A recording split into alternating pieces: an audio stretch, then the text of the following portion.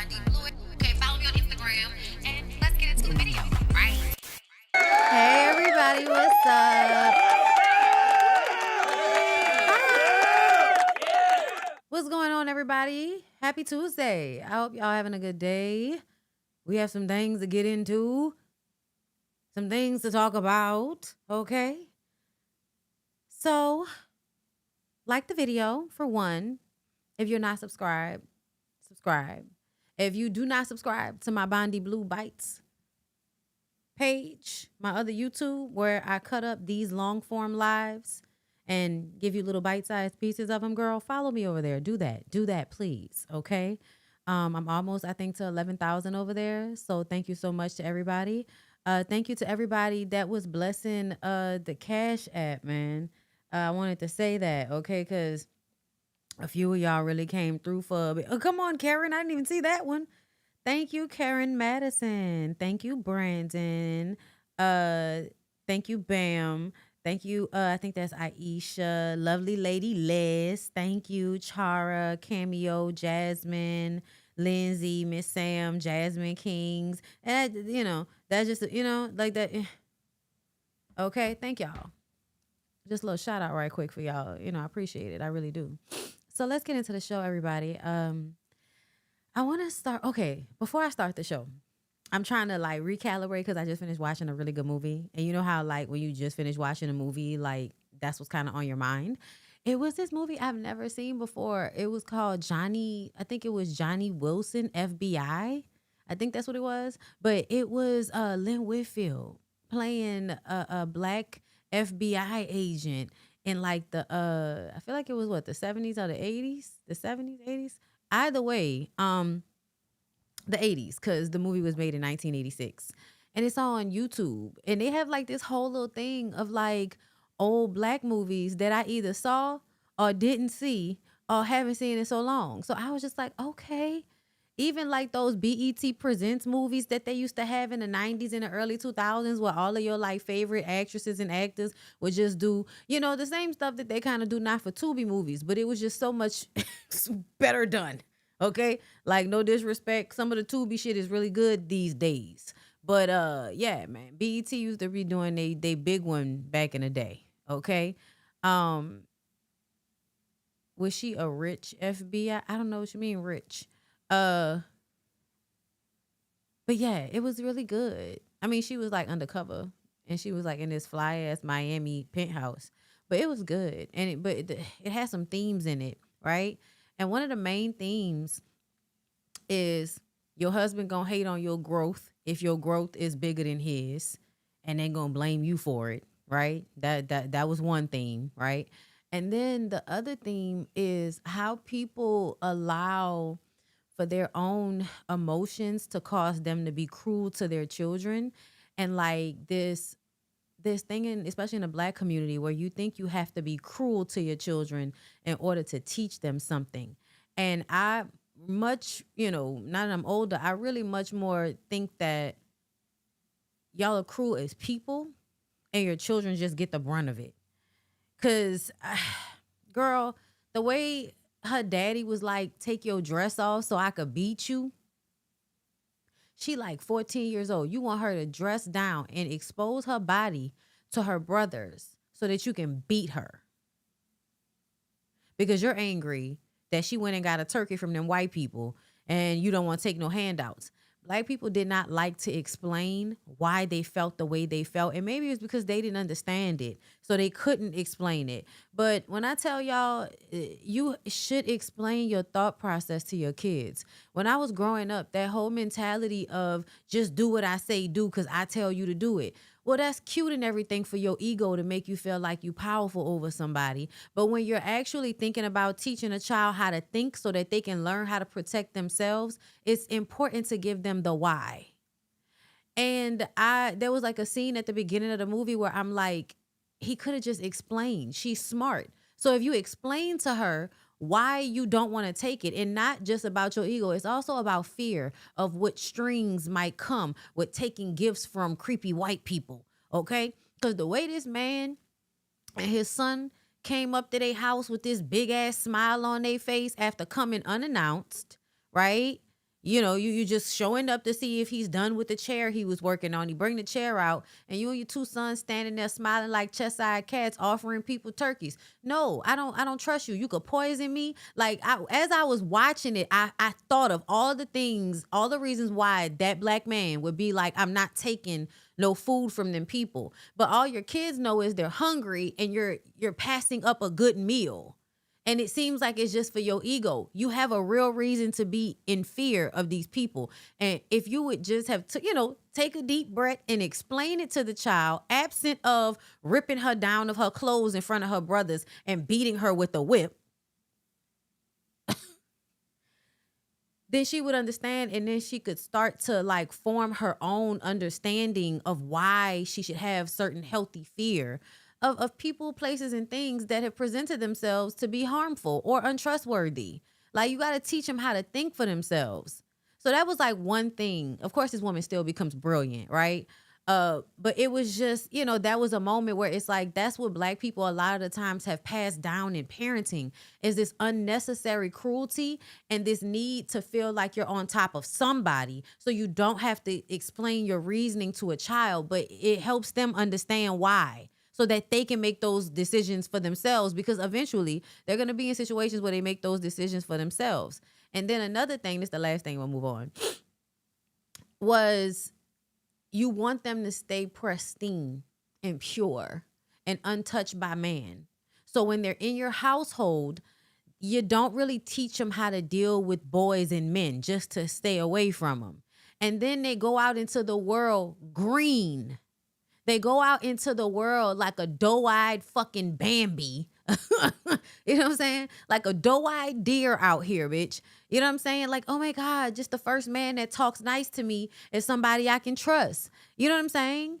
And I just kind of feel like that's another thing of like you trying to protect something while not explaining or not allowing for the dating to take place in a certain capacity, so you could teach them how to deal with men. So when they go out into the world on their own, they're not taken advantage of by men who, they've just been told to run away from, but you can't run away from them when you're out there in the world, living your life as a woman, because niggas will chase you. Girl, you will be walking down the street and a nigga will start walking behind you. Girl, it happens. So yeah, like I it was just interesting, the themes, but I love movies like that because it showcases the time in an accurate manner sometimes, not all the time, because we've talked about the book The Way We Were and how all of them fucking Leave It to Beaver, Nick at Night shows convinced y'all that we were living in that world back then, and that is not the world most people were living in. Most people were working in like factory settings. Children were working under fucked up conditions and dying and shit. People, you know what I'm saying? Like, it is not the way they made it seem. That was a idealized life.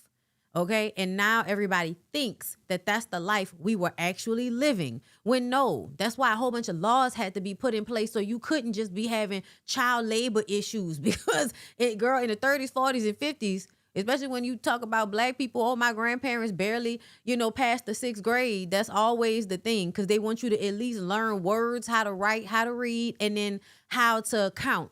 That's all they want you to know how to do.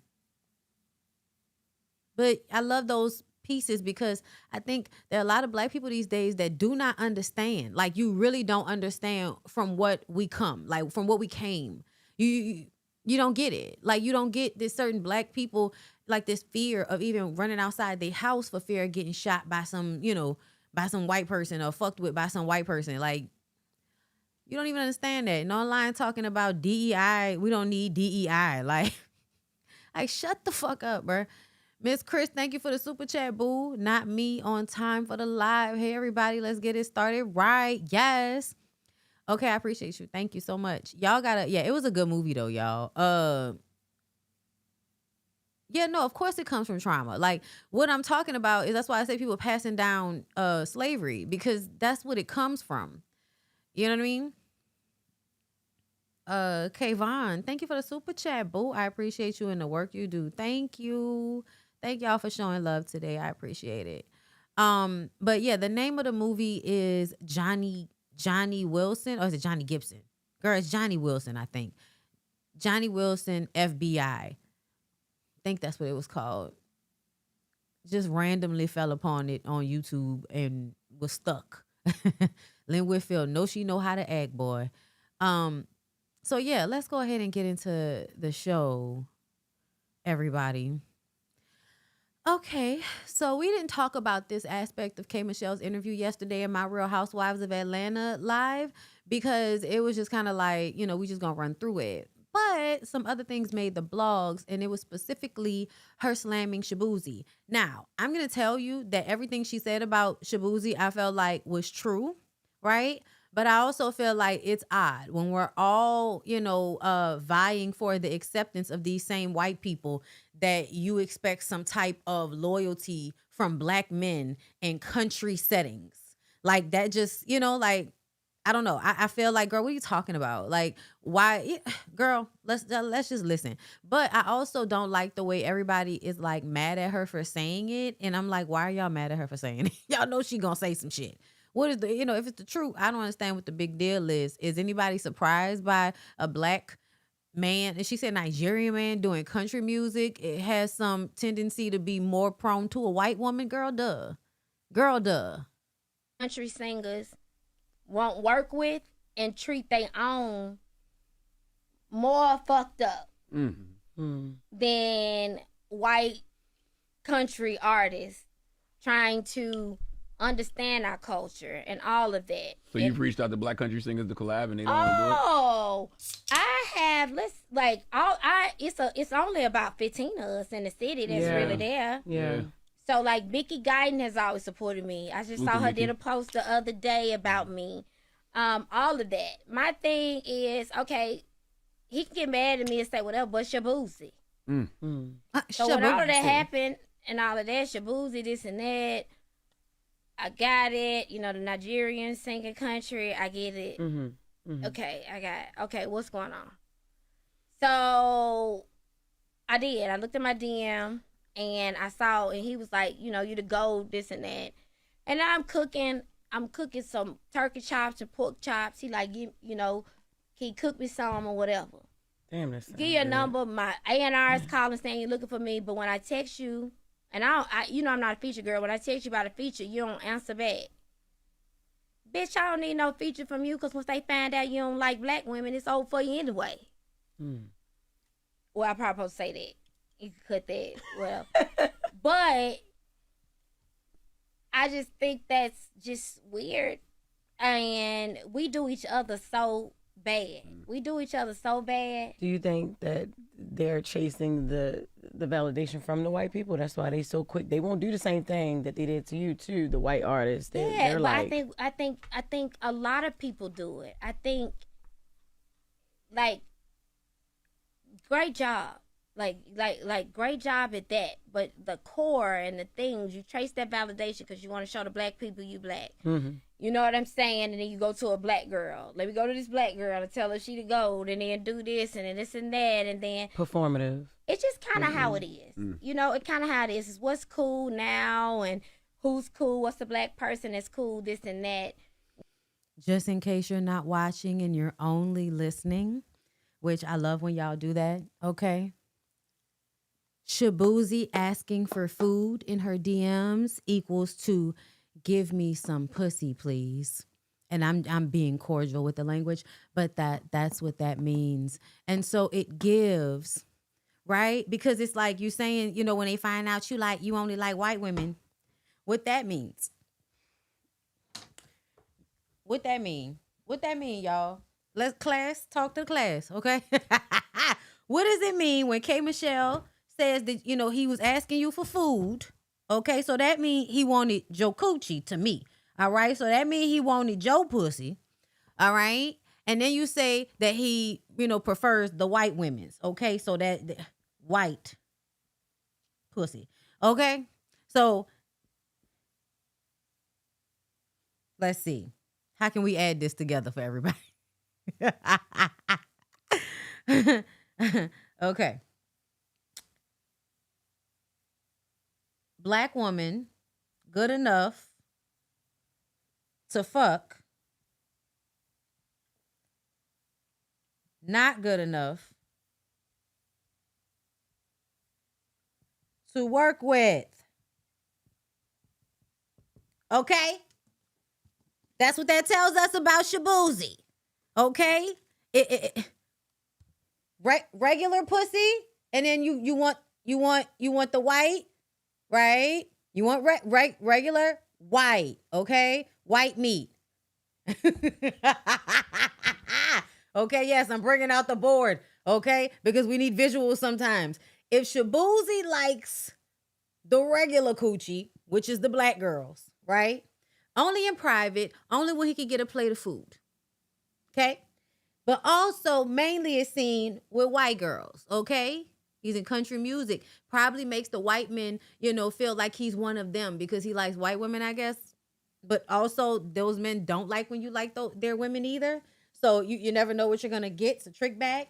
But then what that comes to is K. Michelle is good enough to fuck, but not good enough to work with.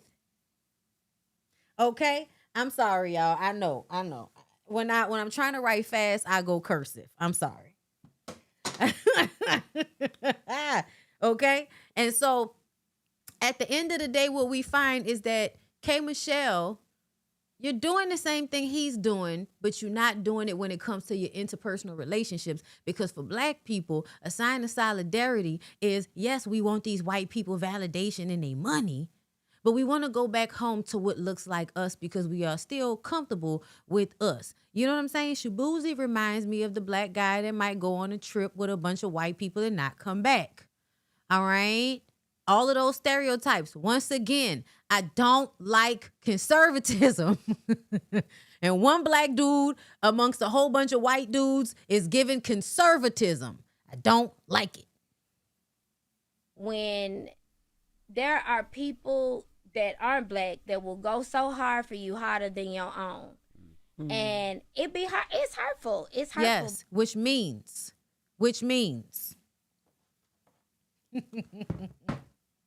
Y'all ready?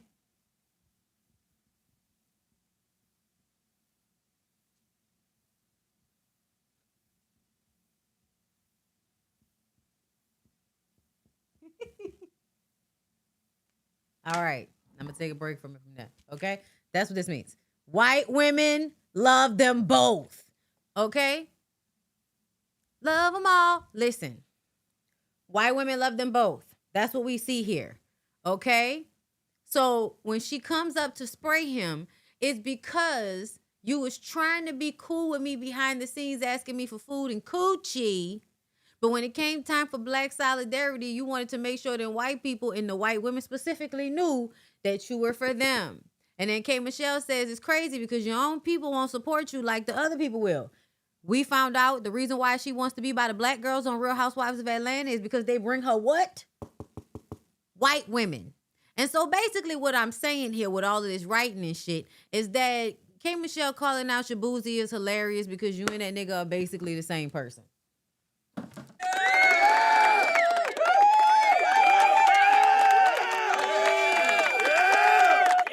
All right, let's continue listening. Because I will go to war. I will fuck up all my shit, go to war for my people. Yeah. And then my people will go to war to fuck you up. Yeah. I think it would be different too if he gave you a reason. Like if Shabuzi said, "Yo, I don't want to do the record right now because of what." Yeah, but don't be texting me, calling me to You're the go GOAT. about pork chops and shit like that when you need to show urban, show that you're urban. Yeah. Mm-hmm. And then I didn't ask for your phone number. I didn't reach out to you. I don't ask anybody for anything. Mm-hmm. Like, don't do that. I got Dolly Parton sending me records, so I don't reach out. You know, to me on that. And then I say something to you. I don't ever want to be the bitter artist about a record because I don't ask for a feature. I don't ask anybody. Mm-hmm. Yeah. But you do all of that in the midst of you needing to be urban. And you're texting me about a lot of things, and I talk to you about a record, and then you just go complete. No, I don't care that you have a hit record. I know the longevity in business, and I know you can't sing, and I know that's not what I'm supposed to he say can't sing. today. What? He's going off. Okay. What's going on? Also, this is a morning radio show and she in there drinking whiskey. That should let y'all know the whole point is to say the fucked up thing. The whole thing is to as authentically as possible rile y'all the fuck up. And with that, she did it. She did her job. She did her job at the end of the day. She gonna rile y'all up because let's see what they said in the comments, girl. Let's see what they said in the comments before I move on. Full court pumps. Oh fucking brother. Okay. Black artists ranting about Black support and collaboration with their white team members in the background on the couch at the Breakfast Club is becoming a norm. I'm not saying it's wrong, just an observation that makes me chuckle. It's so contradictory to complain that the Black country artists don't support or work with you while using a global platform to publicly criticize and tear down members of the same community. That kind of behavior can push away the very support you're asking for. Shaboozey has done collabs with Leon Bridges, Kehlani, Jamie Foxx, Tiana Taylor, Beyonce. Has Sierra from Summer House in his latest video. Her entitled self just wanted to ride his wave. Sounds like he wanted to ride her wave as well. Okay. And voting Morgan Wallen to the cookout while thinking you're entitled to a feature from Shaboozey is wild. Yeah, because people were talking about she must like this white man named Morgan Wallen, and he must be like, one of them white people you got to be scared of. The real laughable thing is that nothing she said is going to impact him in any way. But she knows that because she's saying that to a certain audience. She knows that. He doesn't really want, he doesn't really want us for real. I think that he knows it's important to have Black people as your fandom because when white people, don't like you for something, Black people going to come to your defense. But don't worry. You don't have to really fuck with us for that. We'll do that anyway. Don't worry about it. Okay? Don't pander. Don't pander. Don't pander. Do y'all know something else I saw? And this is not a story, but before I move on to the next story, do y'all know what really annoyed me that I saw today? And not because, I'm hating, but because I just feel like, is this the place in time that we're in where y'all give Joe Budden a true crime podcast? Don't get me wrong, y'all. Joe Budden has excellent vocals for any on mic thing, especially if he's not screaming into the mic like a fucking tyrant. Okay? But I don't know. It's like when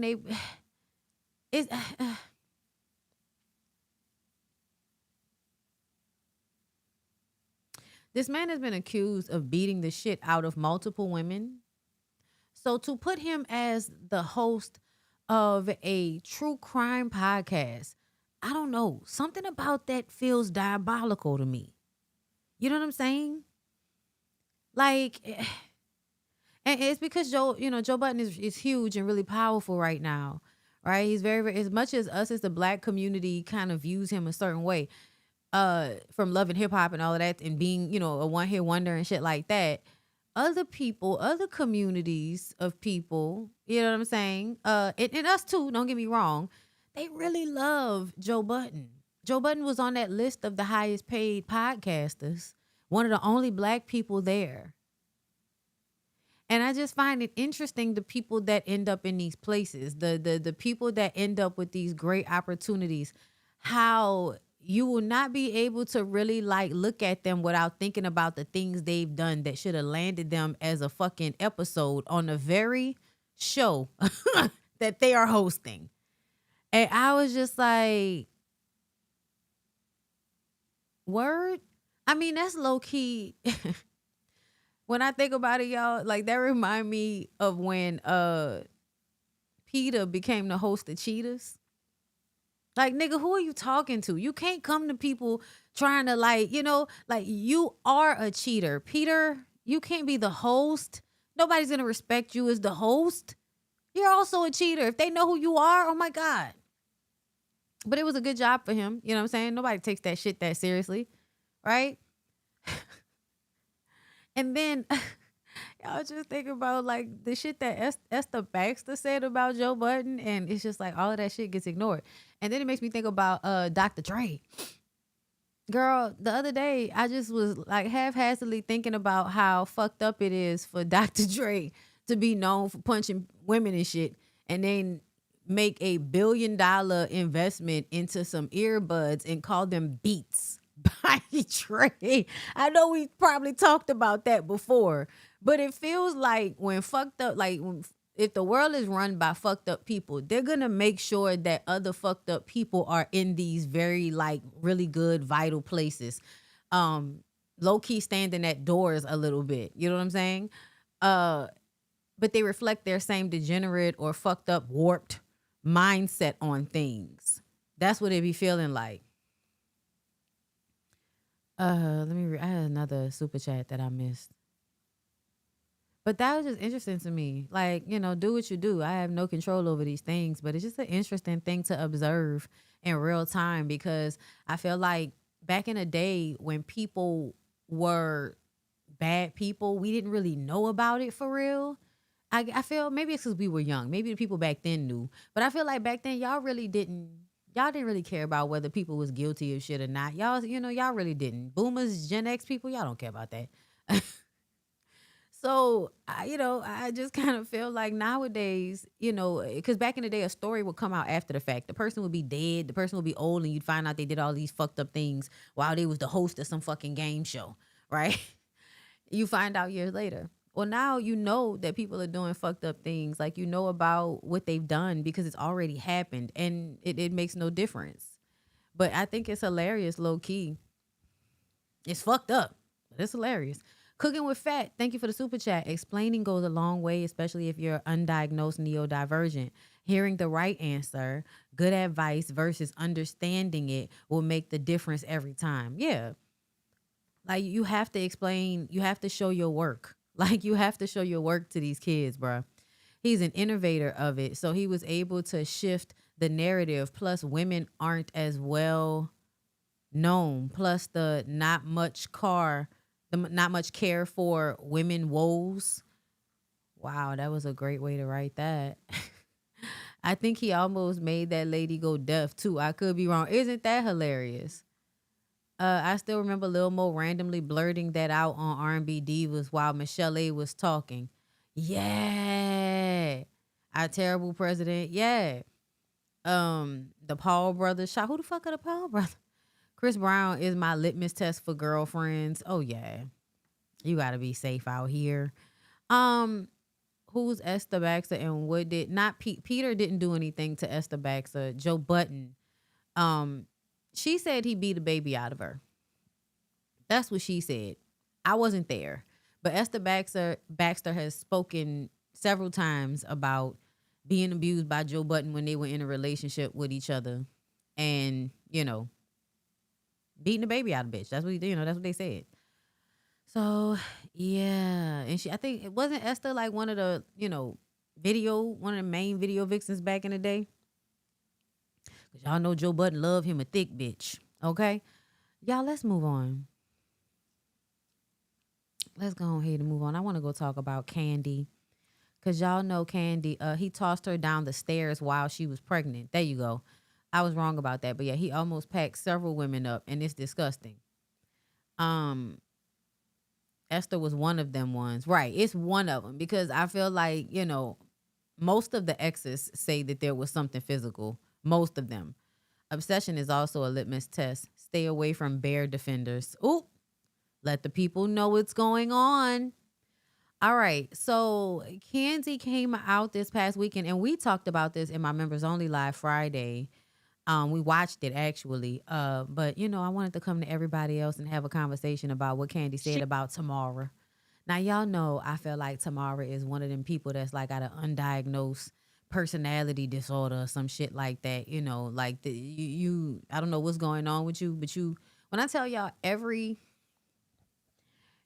crazy box that a bitch can check, Tamar be checking them boxes. I saw that old clip from when she was doing the shit with Iyanla and just the victimhood, weaponizing everything. Anything somebody says about you that's a critique, you make it seem as if it's disrespect, and it's not. Like, your behavior is what it is. Being able to acknowledge things while not assigning all this extra emotion to it is a sign of intelligence. And when you can't take your emotions out of how people are seeing you in order to really give it a listen, especially if it's people you claim to love and care about like your fucking family.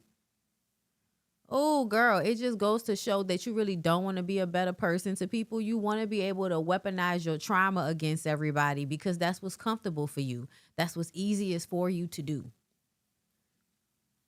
That's what I feel like Tamar be on, y'all. Let's go ahead and hear what Kandi had to say. She does this and is trying to get a reaction out of me because to the public, she got y'all thinking that I'm some sort of bully, that I'm a mean girl. This ain't the first time. I don't know why anybody would think that Kandi is a mean girl. Kandi is not a mean girl. I've met Kandi in person. Kandi goes out of her way to help people. She's gone out of her way to help Tamar before, out of her way to help Portia. You know what I mean? Like out of her way to help content creators and shit like that. Like Kandi is not a mean girl. She might be a lot of things, right? Stubborn, a little bit, little Gen X, right? Little regressed when it comes to certain things. But ultimately, like this assessment of Kandi being a mean girl, I think is people being delusional and just like being bullshitty on the internet for the sake of having a contrarian point of view. Let me tell you something. There's another thing that, let me just tell you. It's so many things that have happened that y'all don't even be There's privy receipts to. here. Oh, fucking yeah. 2025. Remember, it was something that she had been talking trash about me online or whatever. And then on the red carpet, I was asked about it. And then I said, well, if you deal with clowns, then you'll be a part of the circus or something like that. That's a great response. Actually, I'm going to take that. Oh, she texted me. Well, this clown knows that your husband is a part of the LGBTQ community. I actually saw him on a date with a man. So come join the prep circus. Said another word about me, bitch. I'm releasing the proof. Like I told your non-singing. She. So first of all, somebody sending you a long-ass text message full of vitriol, when I tell you that is one of the most annoying things that a person can do, right? And I feel like it shows how crazy motherfuckers are because they really want to be able to just like throw shit at you and not actually have to deal with the response. And it's a very sensitive thing, like a weak ass thing to do when people send, these long ass text messages that they didn't sat there thinking about. Right? They can't have a confrontation with you for real in your face without all of the bullshit. They can't really, have a sit down and talk to you without all of the bullshit. And it's because they just want to be a victim all the time. And because really they're a nasty person. So they got to make it seem as if you're doing something to them so that their nastiness towards you doesn't make them look bad. That's literally what Tamar does all the time. Talking about Todd being gay. First of all, girl, please. Why are you being so because to me, trying to out somebody or trying to say that your husband is gay as a way of shading them or shitting on them is homophobic. And the only people that are friends with Tamar are the gay men that she pays.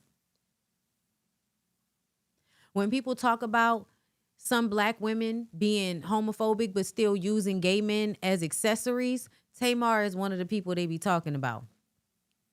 Does this singing lying ass. This ain't the housewives, bitch.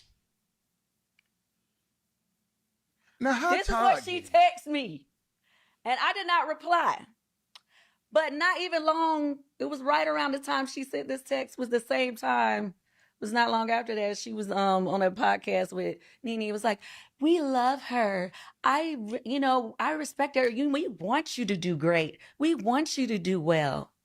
But she sent this text. Oh, mind you, the text came the day before my play was supposed to be starting that year. Yeah, because deep down, it's always an envy. They've seen you, they've peeped you, and they have an envy of what you're able to accomplish for yourself because it's something that they can't accomplish for themselves. The fact that Tamar has not done more is a testament to her own hangups. Because you were given a leg up by being connected to your sister, right? And not to say that they both weren't working at the same time because it started out with them being sisters in a group. But your sister is the one that stood out and she gave you the leg up time and time again. And then your talent took you up even more. But your mentality, this girl, somebody called it a what type of personality disorder y'all said it was in the comments? Mary Spark was like, whoa, I forgot which one. She said cluster B personality disorder if I've ever seen one. Girl, I want to go look that up.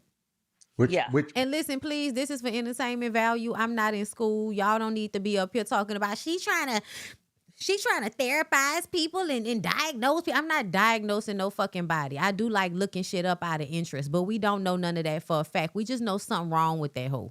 Okay? I'm just gonna put it plain and simple. Something wrong with that hoe. Okay? I can't diagnose her. I'm not trying to, but I love to hear what people think it might be. Okay, and then I go look it up. Then I compare and contrast. which Yeah, play, yeah. Kandi? Othello. Singing lion ass. Othello. Thank you. Last year before Othello. So the day before the red carpet thing. See what I did there? Yeah, no, I'm saying day before the red carpet, that weekend of the play, that's what she texted me.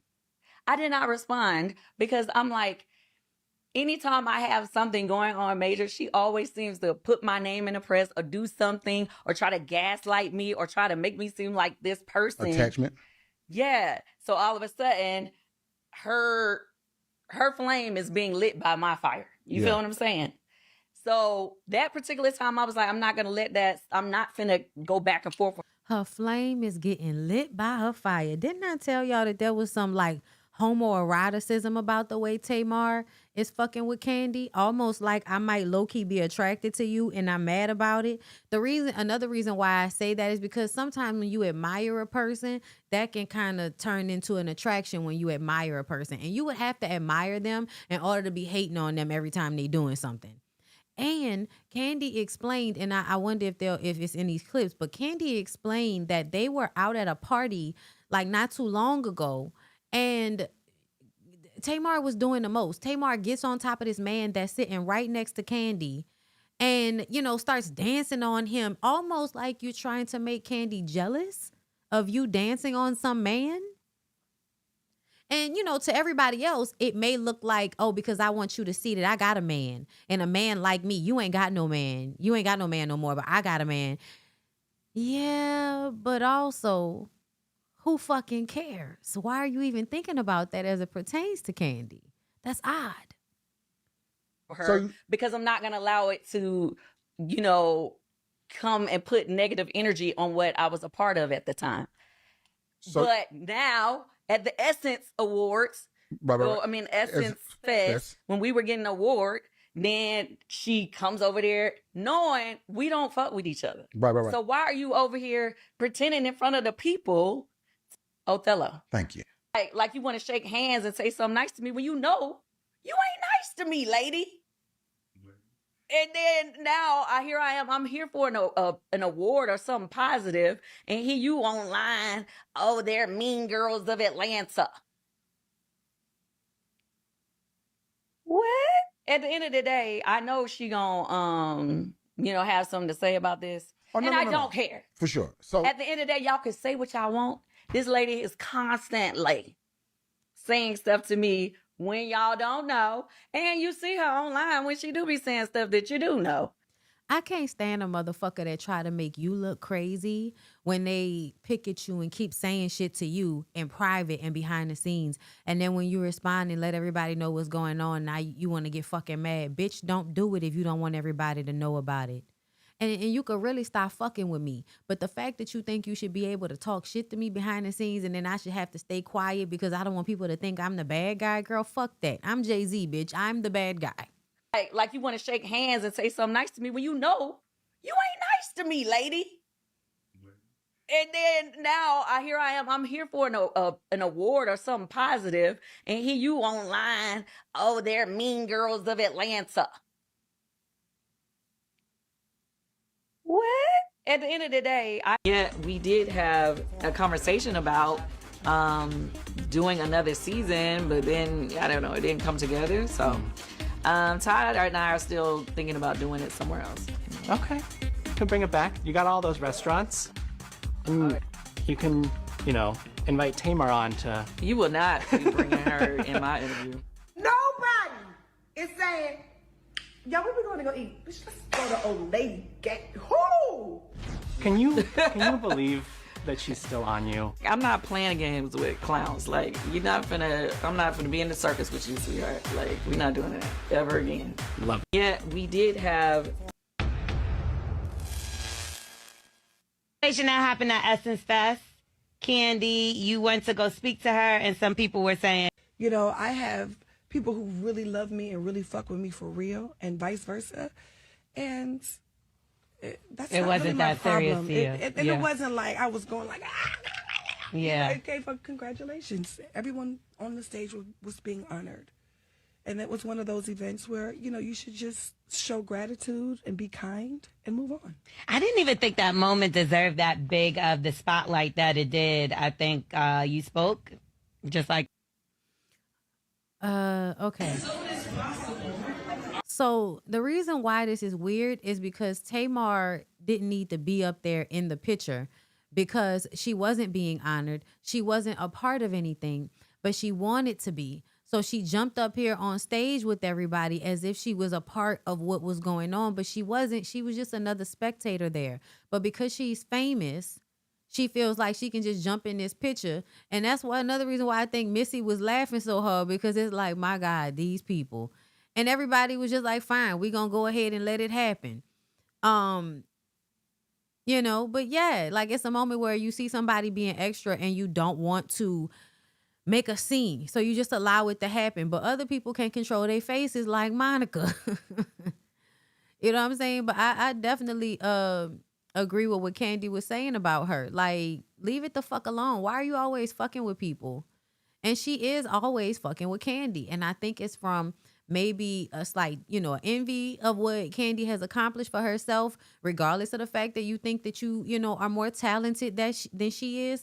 You might be a more talented vocalist to some people, but essentially that doesn't change the fact that Kandi probably still has more hit songs than you. Like, it doesn't change the fact that she doesn't have to take handouts from people like Jason Lee that's going to turn around and throw it out there for everybody to hear later on. Like, the fuck? Tamar is somebody that I feel like continues to ruin the relationships that she does have with people, because I do think she has these issues. And it's so funny because now, like, y'all mentioned the cluster B, right? So I looked it up. And under cluster B is antisocial personality disorder, which that type of personality ignores social rules, breaking laws, and lacking remorse or care for others. And BPD, borderline personality disorder, is deep fear of being left alone, shifting self-image, and extreme mood swings. And then there's histrionic personality disorder. Somebody once asked me if they felt, you know, like, do you think you're kind of like histrionic? Which I felt like was kind of odd because, like, girl, I don't know the meaning of the word. I had to look it up. And then when I looked it up, I was like, the fuck is you talking about? Now that I'm reading what the personality disorder is, I feel like that person was projecting onto me, because this is them. Constant need for attention, dramatic acts, and fast-changing shallow feelings.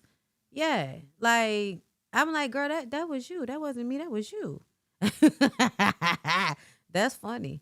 And then narcissistic personality disorder, NPD, believing one is better than others, needing high praise, and lacking empathy. I'm going to tell y'all, it's a lot of y'all out there like that. The people that was a part of the We Hate Bonnets Brigade, yeah, y'all was giving NPD, a lot of y'all, because a lot of y'all believe y'all better than people. And, you know, the way y'all move, a lot of y'all shows y'all need praise from people, and y'all obviously lack empathy because you can't put yourself in other people's shoes. So there's that. But yeah, girl, that's very interesting. Come on, cluster B. You're definitely not histrionic. That's weird. Child, because if I was, y'all would know. Because at this point, I'd have spazzed online at some point. Like, I was like, what? Me? Girl, yeah. Yeah, that was weird. Let's move on from there. So y'all, Todd's big head ass. Remember we mentioned him, but I didn't get into it? Let's see because Todd popped up again. So let's see what Todd is talking about, because Todd obviously wants us to talk about him. So let's talk about Todd. What's up, y'all? It's your boy Daddy Daycare, aka co-parenting daddy.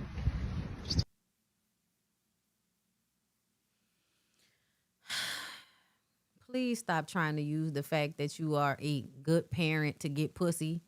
Just be a good parent. Pussy will come. You don't have to publicize it, nigga. Stop acting thirsty. Taking a walk from my villa. Hey man, life is good. Let's live it. Question is, and I'm asking for a friend. After divorce or a breakup, how soon is too soon, or when are you able to move on? You know, find somebody else new, somebody special in your life. And when can you introduce them to your kids? Like, no, that's the real question. It's like, when is it okay to introduce to your kids someone you may be dating or or that you're interested in after coming out of a long relationship? It needs to be at least a fucking year or two. I'ma just be real. I don't know why you can't have a relationship with a bitch without introducing them to your kids. Y'all haven't been divorced for even 6 months yet. What are you talking about?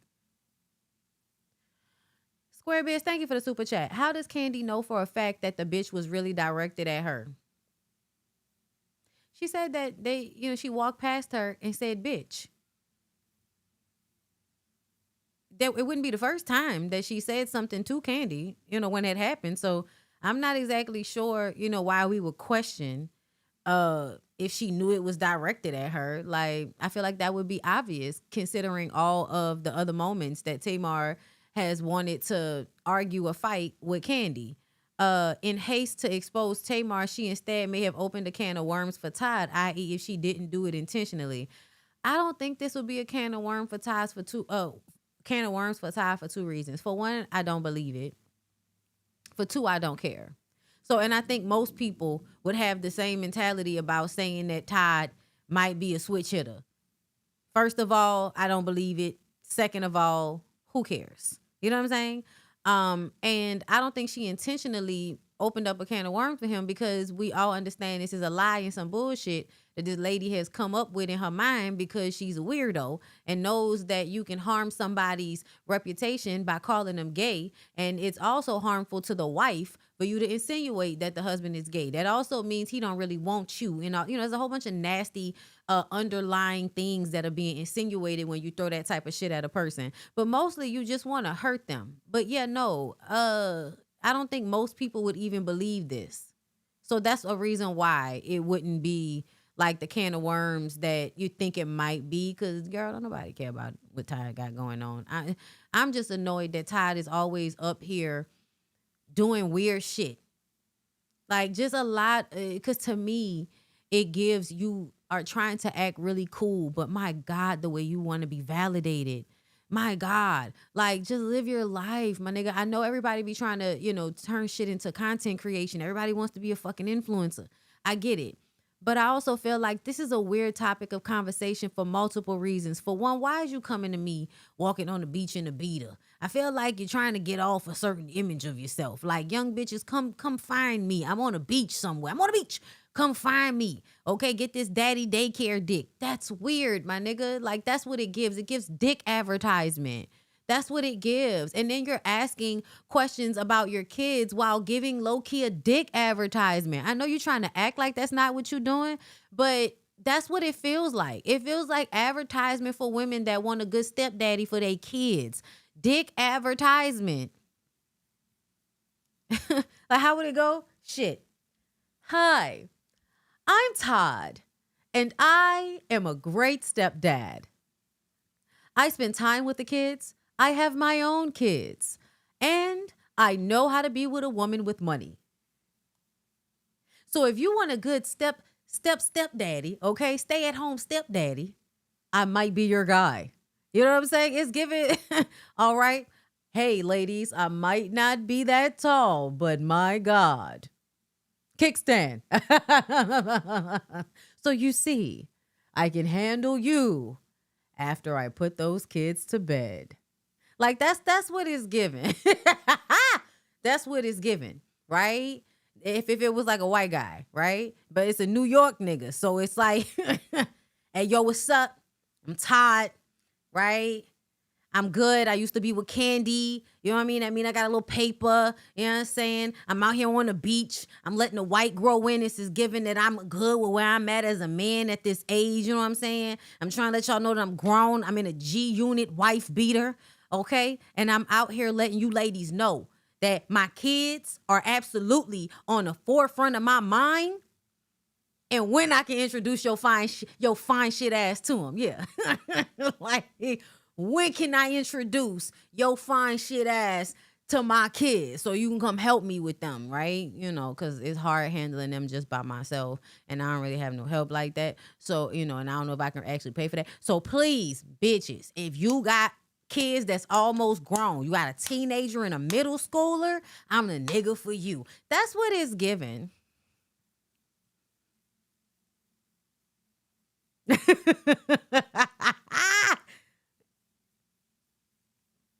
Hey, y'all know them G unit wife beaters used to not have no they ain't have no fringes on them. They ain't have no lines on them. You know what I'm talking about?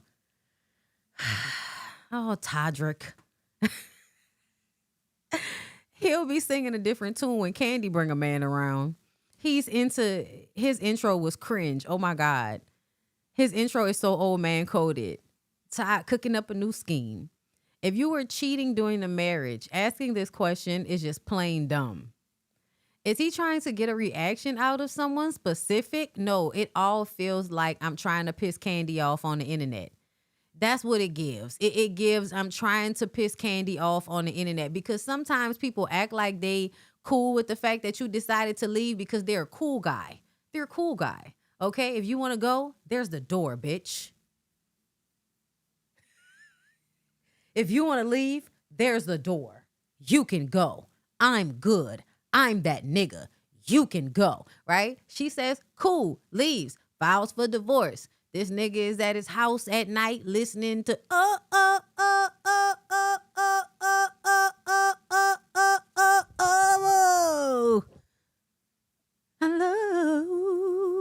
you.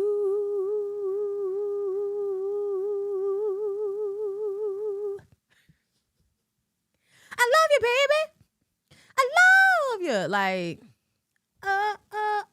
just at his house doing the most. And now he's online. Because sometimes niggas really do be mad at you for leaving, but that ego, man, that ego, men's egos will ruin everything.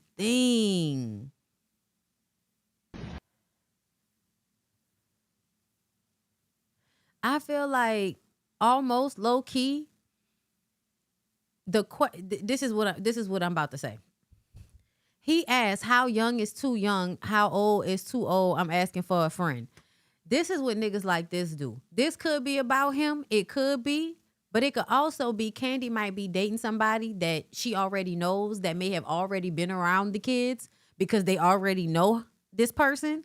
And then Todd makes it seem as if you inviting people, or, you know, like kind of make it seem like it's a general question, but really it might be throwing shade at Kandi. Because if y'all gonna go in on me for doing it, then y'all gonna go in on Kandi for doing it, right? Like, he the type of nigga that'll set you up like that too on the internet. So it could go one of both ways. Either this is a dog whistle to shit on Kandi for doing something he feels like is similar, or this is him shoplifting the pootie. Either way, he's still shoplifting the pootie because the G unit wife beater. Okay? The G unit wife beater, he just like that nigga that's what he need to do. Stop coming to us with these red pill, rage baity ass topics and go get your ass on TikTok and figure out how to look suave and cool for an old nigga like that nigga that be spraying cologne on himself and catching it. What is it? Every time that nigga pop up, have y'all seen that man? Please tell me y'all seen that man that be spraying spraying the cologne and then catching it and throwing it on himself. Okay, meek, okay? Please tell me y'all have seen it. Cause I saw the girl, y'all know the girl I like that be making fun of people all the time. Been that This ass comment was sober. left under my previous video response. Hold on, let me find it. Cause I have to share that with y'all. Cause I was gonna save that for Friday, but I'll find something else to put on Friday. Let me see. Let me see if I can find. Yo, this shit is so funny. That man, and then he just make buku videos, y'all. He just make buku videos catching cologne and throwing it on himself. I mean, it's gold. It really is. Where's the girl that be making fun of people all the time? This is my problem. I actually engage with people content. Be liking it. Oh my God. Okay, no. Let me save this. I saved it. Okay, because that's the one I'm gonna share with y'all for the Friday, the weekly wrap up. Like one of the videos that made me laugh real hard. I'm saving that for y'all. Yo. That's not it. Hold up. That's that one guy that be doing choreography and it look crazy when he do it, but it look good when Janet Jackson do it. The pleasure principle. Oh, oh. Bruh. Y'all, she did David Banner. This shit was hilarious. Hold up. Okay, that's not it. I'm mad at you for that though. Y'all, I have to find. Oh, here you go. She touched me with a heart of gold.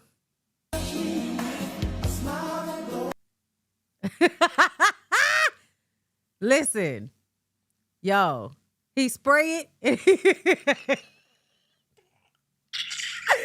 Yo, listen, this is what Todd needs to be somewhere doing. Okay? Mr. Salt and Pepper Cologne.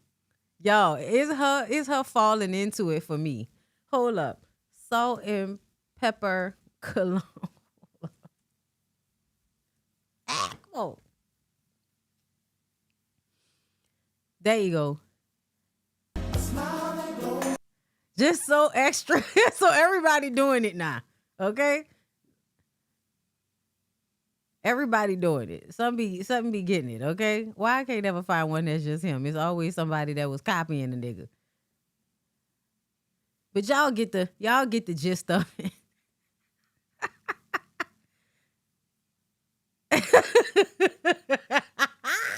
Okay, y'all. I had to give y'all that right quick. Yeah, Kevin on stage spoofed it too. I think, yeah, I saw that one too. Y'all, when I tell y'all the shit that people be online doing, okay? Y'all, why the shirt open? Okay, you know what this vibe gives? What the You didn't do the cologne challenge by a window. That's hilarious. Not him making fun of y'all making fun of him. Ciao. What's that other one? This the one that had me dying because I was like, why is the dog on top the car like that, y'all? He always kicking them legs and shit. Listen, I love it though. I love it, okay? I love it. It's hilarious. Oh my God. I have not talked about Roland Martin, and that's because I was looking to find it somewhere else before I got into it. But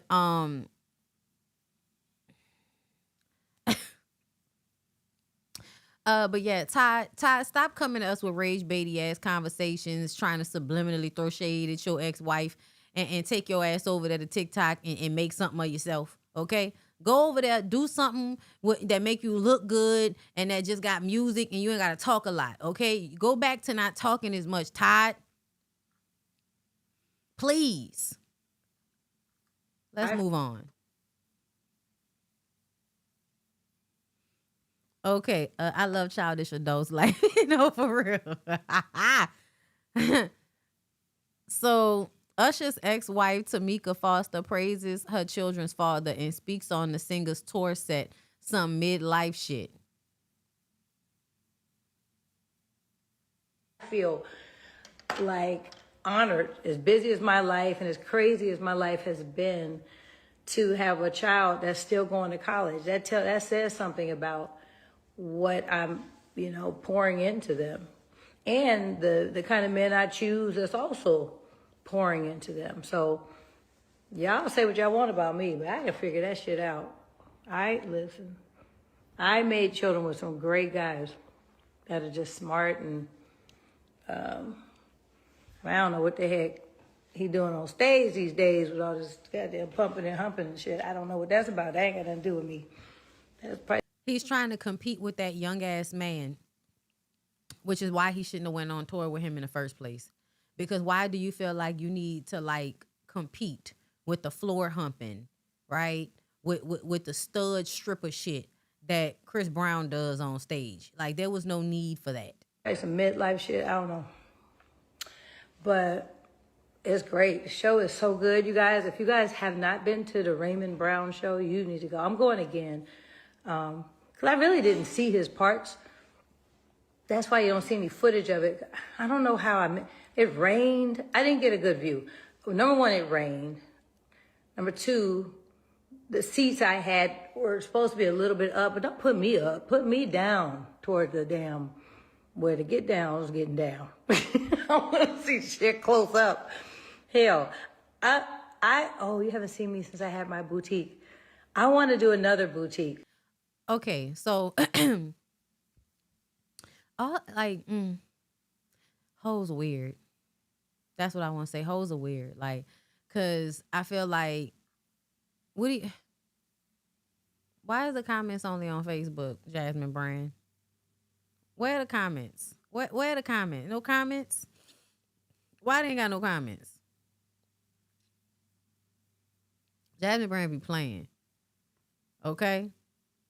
The reason why I wanted to play that clip, I wanted to listen to the whole thing because Tamika reminds me of them women that y'all just defend them niggas because them niggas be giving y'all money and all of that. Like, or whatever the situation is, but nobody needs that.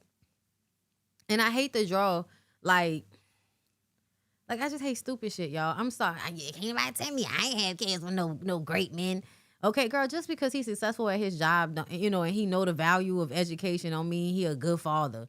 Like, I know y'all be thinking that, and Usher might be a good father, but I also feel like the way Usher defended Diddy and all of that shit, the way he up there on that stage acting like a grown-ass man that's not confident in where he is in life, and so, you know, just acting like a bitch. Yeah, I don't know.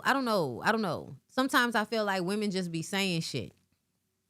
Like, you a part of the team. You a part of the he need good press. Hit up your baby mama because she gonna be able to say something on social media that's gonna give you good press and remind everybody he had a black woman's, he had an older black woman's, and he had children and he took care of the girl. Okay. Yeah, she has old school loyalty. I don't like it. Usher could have stayed on the ground passing out grapes. These exes be doing too much. First Todd, now Tamika. Usher is insecure. It's always gave that. Like, to be honest, I feel like he's finally showing up with the personality that I feel like he had when we was younger. When Usher first came out, I did not like Usher because I felt like Usher's an asshole. I don't know why I just felt that from his persona. Maybe it was more obvious back then than it is now. But, yeah. I just always felt like he seemed like one of them dudes that pretend to be a nice guy. They pretend to be kind and all of that, but they really not. And if given the opportunity in the right circumstances, they will treat you like shit on the bottom of their fucking shoe and then laugh in your face and act like, I don't know why you thought I would care about you, bitch. That type of shit. I could be wrong. But I don't know.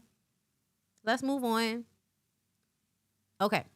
So y'all, Brittany Griner filed for divorce from her wife. They say that lady was your lover and your secretary getting your ass out of dire straits down there to the Russian detention center. And now you gonna divorce her? But honestly, I feel like, like when somebody has gone through that type of trauma, it is very hard for them to stay with the person that they were with while they went through the trauma.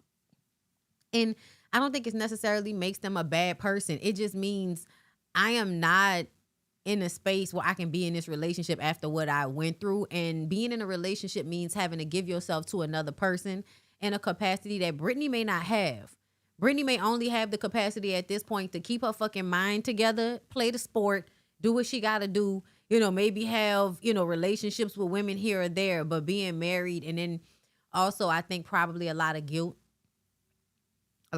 for what it meant for her to be with you and stay with you and being tied to that part of your life. Like, I think it's a lot of things psychologically that can make a person want to break up with somebody after this. Yeah, they grow to resent that person for staying. Yes, that type of shit too. It says, according to court documents obtained by TMZ, Brittany filed the petition on Thursday listing July 24th as the couple's date of separation and stating that the marriage is irretrievably broken. The news comes after years of Sherelle publicly standing by Brittany during one of the most difficult chapters of her life. While Brittany was detained in Russia in 2022, Sherelle became the face of the campaign to bring her home, making countless media appearances, meeting with lawmakers and White House officials, advocating for her release, and keeping public attention on the case until Brittany was ultimately freed in a prisoner swap. Neither Brittany nor Sherelle has publicly commented on the divorce filing. Somebody said, LOL, y'all really feel like someone's supposed to stay where they're not happy because they went through a traumatic experience? It don't matter how much she stood by her side. We don't know the root of it all, right?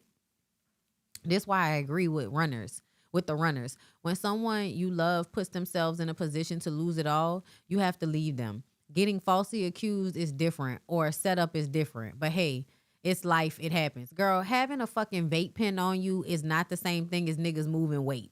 I know they gonna charge you like it is, but it's not.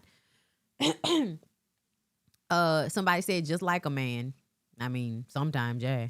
Damn, I was rooting for them. I wonder what happened. When people get out of jail, they change though sometimes, but I won't assume too much. Prayers they remain friends for the child. Just like a ninja. Nah, she official. I'm buying her jersey. After how she handled the first BM baby, I'm not surprised. Ooh, not you out here collecting baby mamas like like the rest of these niggas. Ooh. I mean, some of y'all do just want to be a fuck nigga. Just like a lot of black men just want to be a white man. A lot of mass presenting women just want to be a fuck nigga. All right. Sorry, y'all. Let me do this quick update on the girl, on a DoorDash girl. Because y'all know I was arguing with people for a minute about the DoorDash girl. And I still stand on what I said. And I feel like the criminal justice system does not work to protect victims. It works to protect predators. And I feel like this is one of those instances.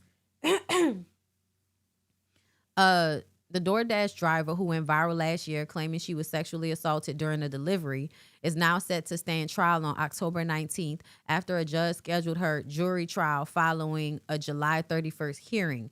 The case shifted from possible plea talks to trial after her defense team's motion to dismiss did not resolve things in her favor. Henderson claimed a customer exposed himself to her during a delivery in Oswego, New York, but police say a month-long investigation using Ring camera footage found no evidence of sexual assault. That's because a lot of, I guess, police officers don't know what sexual assault is. Sexual assault can also be exposing yourself to people without their permission. You don't have to touch somebody in order to sexually assault them sometimes. Investigators concluded the customer was unconscious and heavily intoxicated inside his own home at the time. Henderson was instead charged with felony unlawful surveillance and dissemination of an unlawful surveillance image after recording and posting the video herself. And to me, this was how somebody that's young and emotional will respond in a situation. But it doesn't mean that man wasn't doing exactly what the fuck that lady said that he was doing. I also feel like, how do you know somebody was passed out?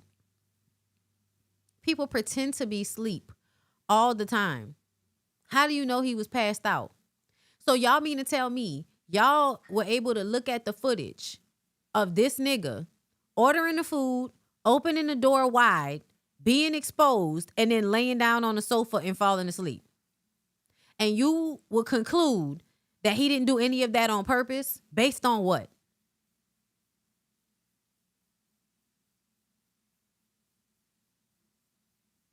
I'm sorry, y'all. I have more empathy for the DoorDash girl than I do for the creep ass nigga that did it, because I feel like men do shit like that. Men do shit like that all the time. Expose themselves to people without them wanting to be exposed to. You know what I'm saying? Let's take a look. Hold up. Is exposing your genitals a crime? I feel like because it was like and this is something like I feel like men are creepy enough to be Googling and trying to find out. I should have put that question better.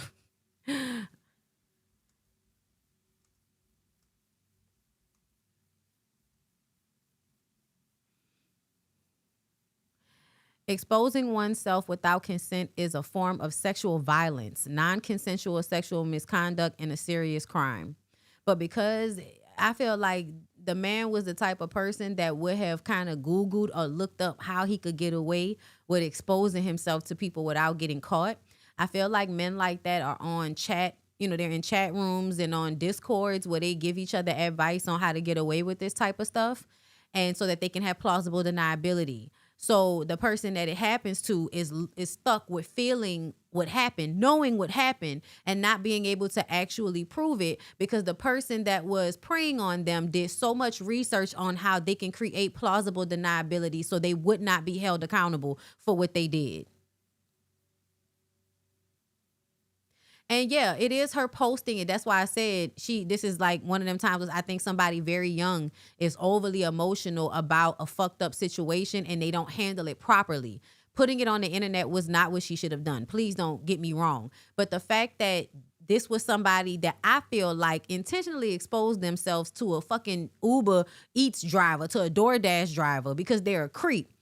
They're able to get away with it because she posted it because she felt like nothing was being done about it. Right? She felt violated and that nobody was doing anything about it. So she posted it online, not considering the fact that you are posting this man and exposing him. And that is also illegal. We can prove what you're doing. We can't really prove what he was doing. And that's because she was overly emotional because she was the victim of what he did.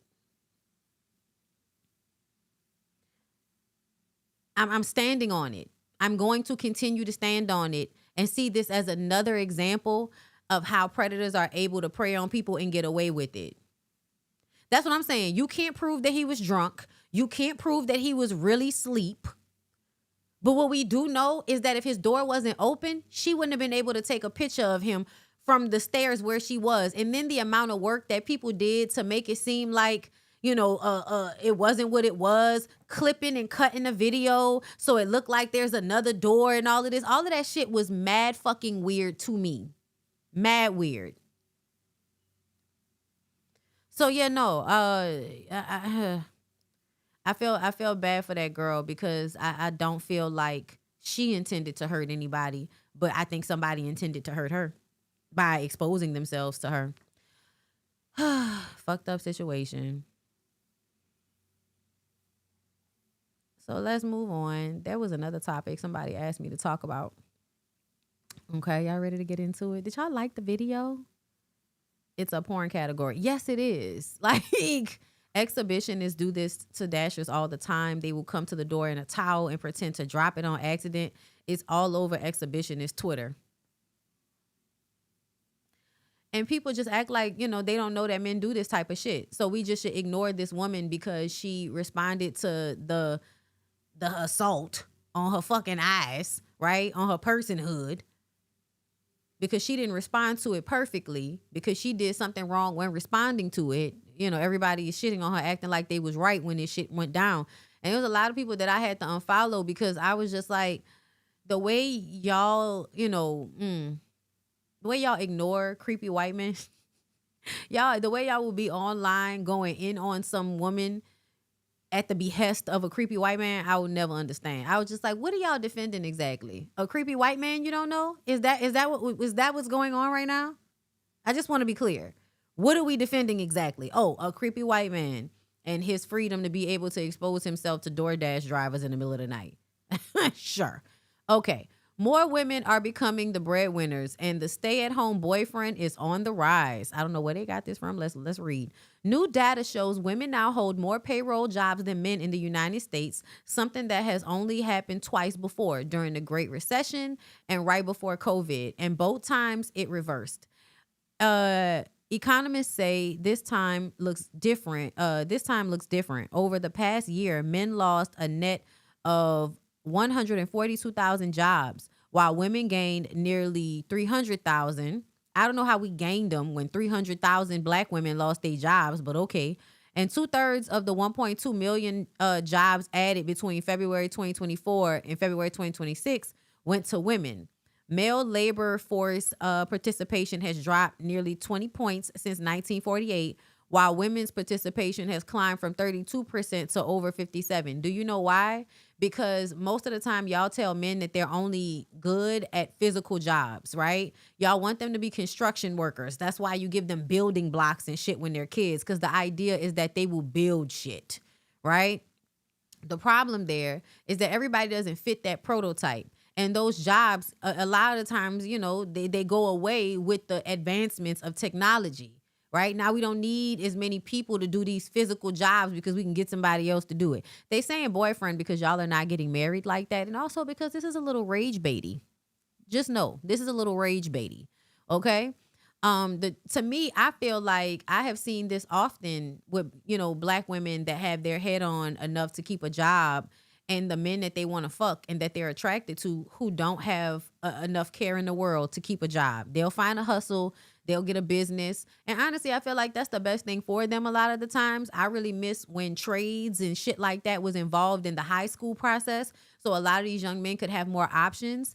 But ultimately, if you teach people that all they're good for is their physical labor, and then y'all start to make physical labor obsolete by way of technology, then yeah, it is all the other jobs that require just more, you know, mental capacity, not as much physical capacity. Those things are going to be more valuable than your physical labor, especially in this world. Okay. The trend has fueled conversation online about the rise of the stay-at-home boyfriend, with CBS Mornings host Nichelle Turner recently joking about the shift on air. For some women, the rise of the stay-at-home boyfriend. What? That's what I said. No. Yes. Not real. More and more, due to changing economic factors, Gen Z women are financially supporting the men in their life. Federal Reserve data show over the last 12 months, the number of jobs held by men fell by 142,000. Women gained 298,000 jobs. Indeed's hiring lab found 1.2 million jobs were added between February 2024 and February 2026, and 2/3 of those jobs went to women. So if you listen to Destiny's Child, ladies, leave your man at home. Probably because he can't afford a night out. Because there's also the old school, ain't nothing going on but the rent. Got to have the J-O-B if you want to be with me. It's a no for me, dog. It's so hard out here. Is it hard? You are a beautiful, successful woman. Single woman. Because, you know what I have found? And don't send me, don't at me, don't tragic, don't send me the emails. Nine times out of 10, a man is intimidated by a woman that works, that has more money than them. That is how this feels. It feels like conservative propaganda. Because, like, what it'll do is make men, oh, the women, oh, we're men. We're not like that. That's what it's going to do to, like, the white men. It's not going to do that to black men. Black men are not going to go get jobs because y'all said they stay at home niggas. They going to be good with being stay at home niggas. Like.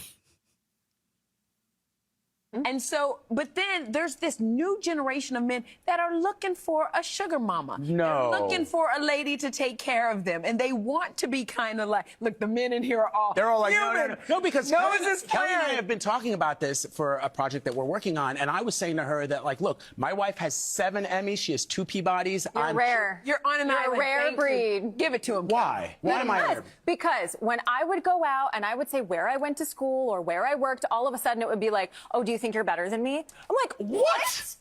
People cannot handle that. They want to say all the nice things. Oh yeah, I want a woman who can take care of me. Absolutely not.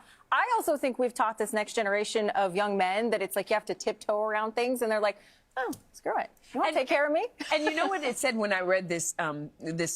That was also some bullshit. What do you mean we taught this generation of men to tiptoe around things? And so they're like, oh, okay, well, you just take care of me. That's not how that works. That also sounds like conservative propaganda. Because y'all like to think that, like, being crueler is going to fix something. When the issues are systemic, the issues are the racism. The issues are, you know, all of the all of the disenfranchisement, all of the inequality, all of the lack of opportunity and access. Like, be fucking for real. Be fucking for real. But the one thing and that's why I say like they take one thing that's true and then use it and bend it around their bullshit. Because the one thing that's true about this is the fact that men are a lot of the times intimidated by women that are successful, that are smart, even in 2026. And if they're not intimidated by it, they're trying to use it as a way for them to find a woman to take care of them so that they don't have to do anything. And in all honesty, y'all think the men back in the day were, wanting to do all of those things that they were doing. They didn't want to do all of that shit neither. They just didn't have a choice because a lot of times their women couldn't work. But if you think that men haven't always been happy putting the load of work on women, you're being fucking delusional.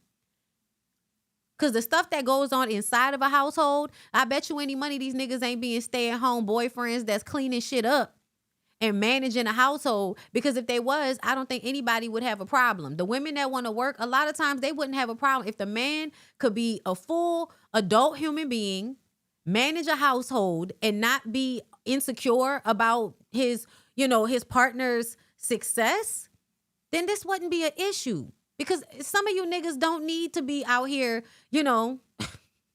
trying to figure out how to be entrepreneurs and shit. Y'all not that smart, some of y'all. You know what I mean? Like, it's okay for you to just find a nice, smart woman to settle down with if you know how to clean and cook and manage a household and take care of some fucking kids and you're good at sex. There are some women that would be perfectly fine with that. A lot of women feel like, it's the same thing that we're being taught, right? That what you produce makes you valuable as a man, right? So if you're not out here working, then you're not valuable as a man. I feel like there are other ways that people can be valuable, right? But I feel like a lot of women are just always scared of men being lazy. Because they will take the inch if you give them the mile. You kind of have to keep your foot on their neck. Like you have to.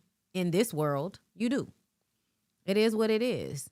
But niggas have always been willing to put the weight on women if they could. And you better be real good at those things. Listen. And these days, they be having some niggas out here that's really good at house management and all of that. They women got a good job. And, they might do some little shit online, but for the most part, their job is to manage the kids in the household, and they be good at the shit. That's because gender roles are kind of bullshit at the end of the day. Like, not kind of. They are bullshit. Certain people are good at certain things. And because y'all train people to be boy, girl, blue, pink, whatever the fuck, y'all train people to be like that. And then you think that that's like, essentialism or some shit like that. You think that that's naturally the role when you know that that's some bullshit. Because niggas is grown men and still be looking for somebody to be a mama to them. And women be grown ass women and still looking for somebody to be a daddy. Article as well is that the jobs that are gained. Send me the. So yeah, I don't know what that one was about. All I know is you do what's best for you in your situation. You do what's best for you in your situation. Fuck everything else. All right, so we were talking about this. This another viral story, y'all, that we was talking about. And I was saying that this is one of them reasons why, like, I am starting to have, like, negative feelings about surrogacy, even adoption to some extent. Not completely, because I do feel like there are instances where people who can't have children adopt children, and it's a great situation. But I also feel like, a lot of this is a slippery slope or a fine line away from trafficking and an inhumane production of children. Like, this greater scheme of just women being baby making machines. I know a lot of y'all don't want to admit that is how our society views women, as baby making machines, but that's exactly how they view us. That's exactly how they view us. We're meant to create more life for them to enslave. Even the white ones. Okay. So, understand that when we get into this topic, I feel a way about this within itself, because I feel like it's like a byproduct of patriarchy and men feeling like they should be able to have these children that they want to have as a testament to who they are, regardless of how it's not healthy for the women that are being forced to have those children. And, I say that because a lot of times it's the patriarchy that puts us in the mindset to think that people are old children. But ultimately, I do feel like women play a large part in this as patriarchy princesses. If your man got the money, then paying some woman to have a child for you seems like a good idea. And on some level, I see that it is very helpful for some people, and that's great. But then again, slippery slope, thin line between trafficking and being inhumane. So McKenna West, an Alaska nurse serving as a surrogate, is at the center of a legal battle after refusing to terminate a pregnancy when the unborn baby was diagnosed with hypoplastic left heart syndrome, a serious but treatable heart defect. Babies born with the condition often require multiple heart surgeries and lifelong specialized care. According to court documents, the surrogacy agreement included a clause allowing the intended parents to request an abortion under certain circumstances. After the diagnosis, they asked McKenna to end the pregnancy, but she refused.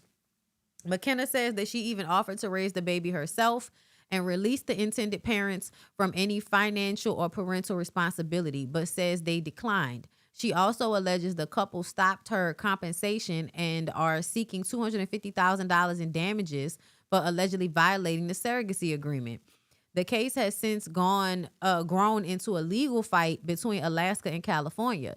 McKenna has relocated to Texas to give birth at a hospital that specializes in the baby's condition and has filed for sole custody. Meanwhile, a California court has recognized the intended parents as the unborn baby's legal and biological parents, while Alaska's Attorney General has argued that the state's constitution protects a surrogate's right to make her own pregnancy-related medical decisions. The intended parents dispute McKenna's version of events and argue California law gives them the authority to make medical decisions for their unborn child. The case is still ongoing. Y'all, this situation is so crazy to me because it's like, what do you do? On one hand, I totally understand the parents feeling like, no, we don't want to have a child that's going to have all of these issues, these lifelong issues, right? But I still understand that the woman that is pregnant has every right to choose how she handles a pregnancy.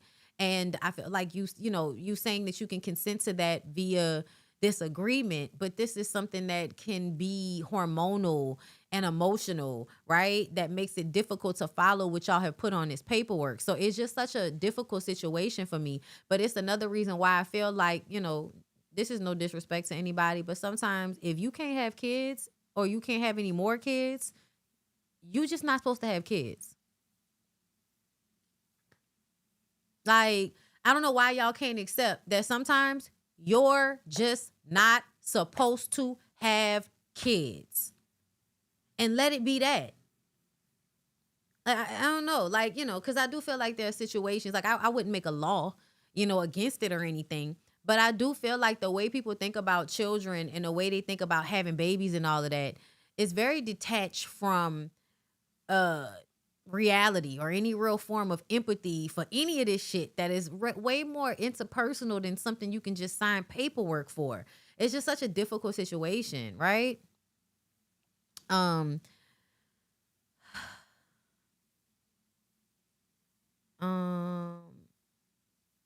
Right.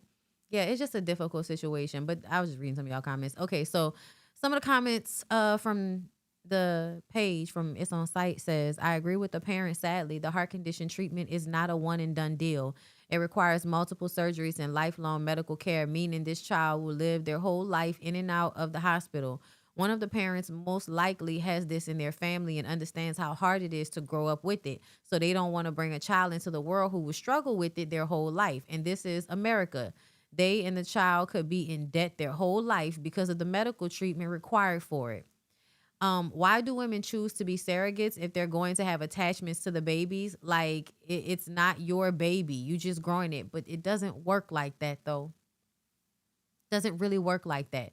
That woman's entire body is being used in the creation of that child. And so this idea that people can push off an attachment to something that's growing inside of their fucking womb, yeah, it's kind of unrealistic. HLHS is a very, very serious heart condition. Many babies suffer so bad through this process and sometimes require a heart transplant if they can make the list.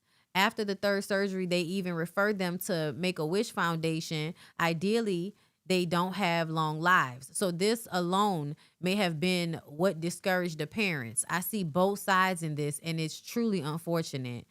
Yeah, bruh. Like, who the fuck wants to put a baby through unnecessary pain when we can just, abort. This is why people need to understand contracts and what they are signing. Your emotions don't get to override that. The law is going to follow the contract, and if there's a termination clause, she was aware of that when she signed up. Yeah.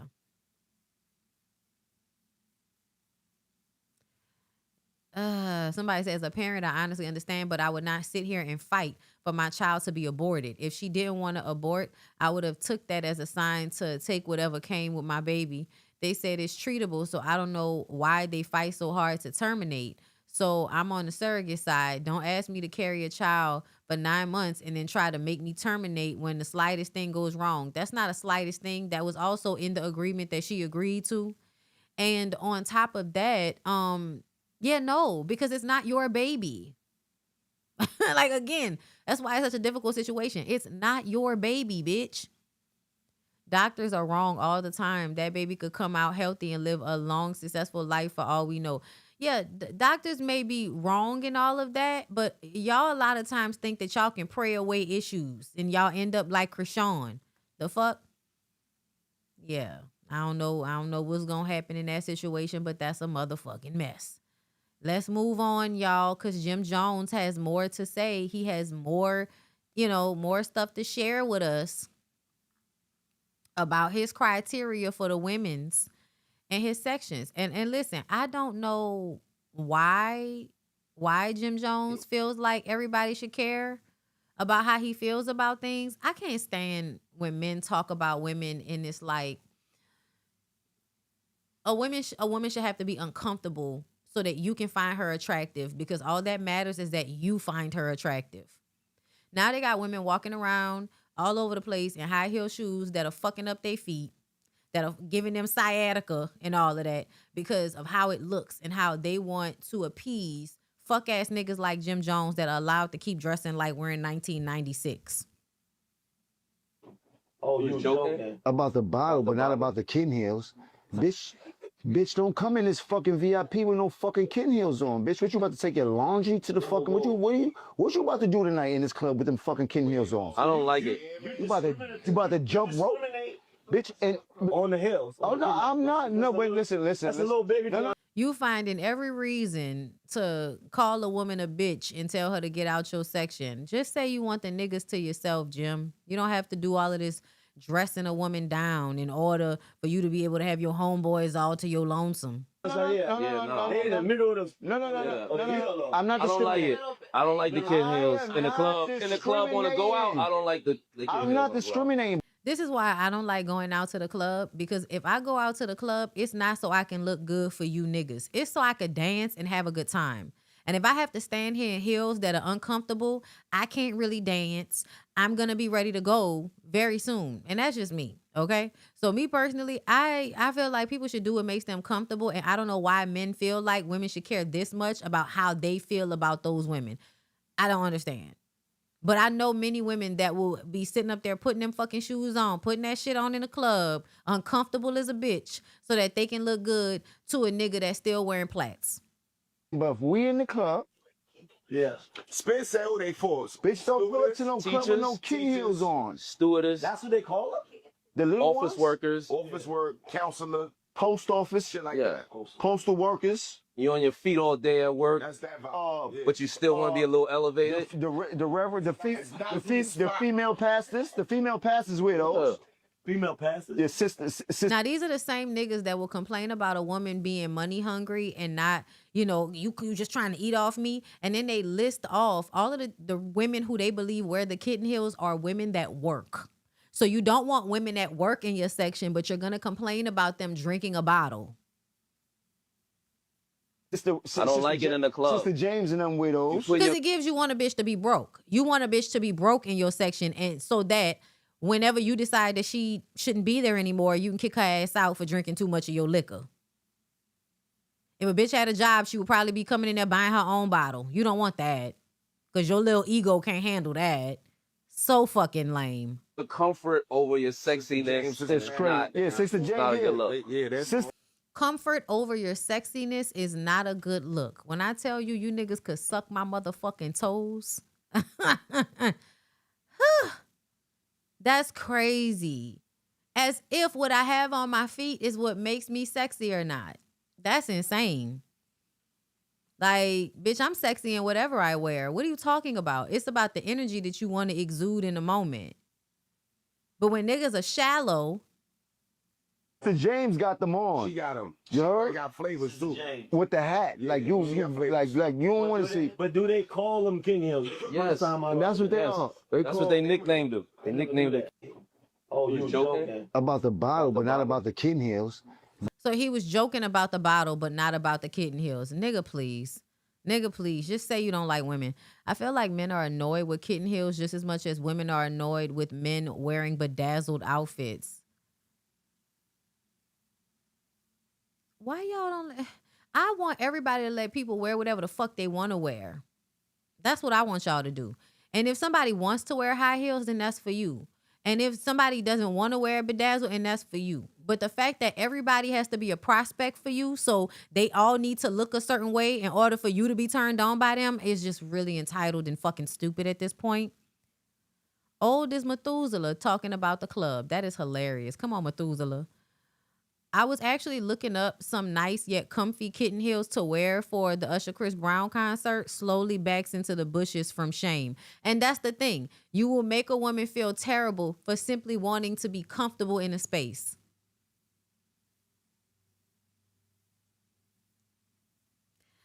Oh, girl. Sometimes it's the small things. It's the little things. All them sitting there looking like different versions of Labubu Power Rangers. Their styles have not evolved. All I got is a kitten. That's what Sierra said. J. Jamalt hates it. Who the fuck is J. Jamalt, Sierra? Okay, that's your wardrobe stylist. Okay. Child, they always want you to put on a fucking heel. My God.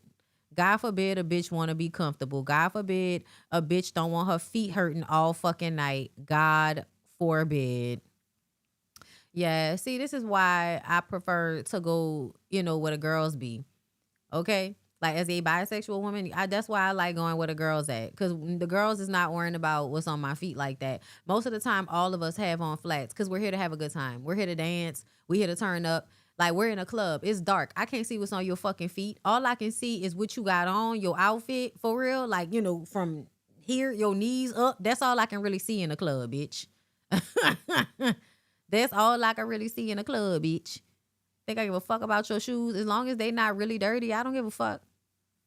That's odd. Y'all be worrying about the wrong shit. Bondy, remember My Sister's Keeper with Cameron Diaz, Jason... the mother had a child for genetic reasons to care for a sick child. Love that movie. Oh, Lord. I can't. What is that?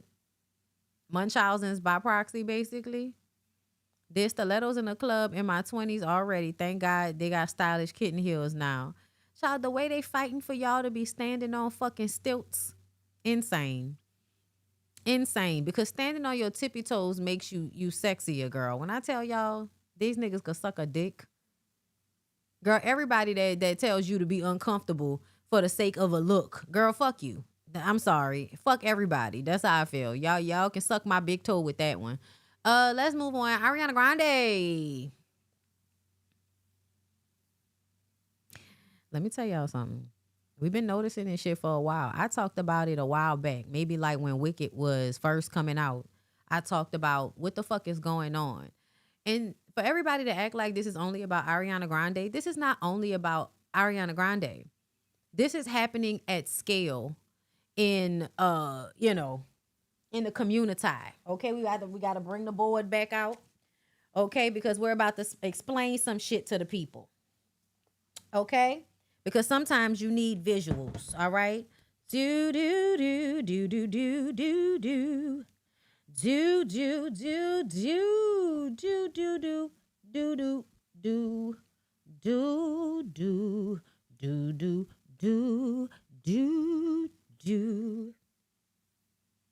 Okay, hold up. Male. Okay, y'all can see that. Male. White. Christian. Thin. Rich. Okay? So white supremacy loves these things. Okay? White supremacy loves for you to be male, white, Christian, thin, and rich. All of these things means you can get away with the worst shit in the world. You can fuck kids, you can rape people, you can murder people, you can perform large numbers of genocide, all kind of shit. As long as you are male, white, Christian, thin, and rich, right? Conservative propaganda that's going on right now because our country is currently being ran and populated by crazy ass zombie-like conservatives, right? And they're on both sides. They're Republicans and they're Democrats because they think that universal health care is like some super duper progressive idea, but most civilized countries have them. So therein lies the white supremacy problem that we are having. And hold up, okay? White supremacy problem that we are having. Okay, let me back up the camera so we can see. Okay, back it up. Back it up, honey. Okay, hold up. Let me do other things. Okay. So, when we say things are conservative propaganda, oh, also,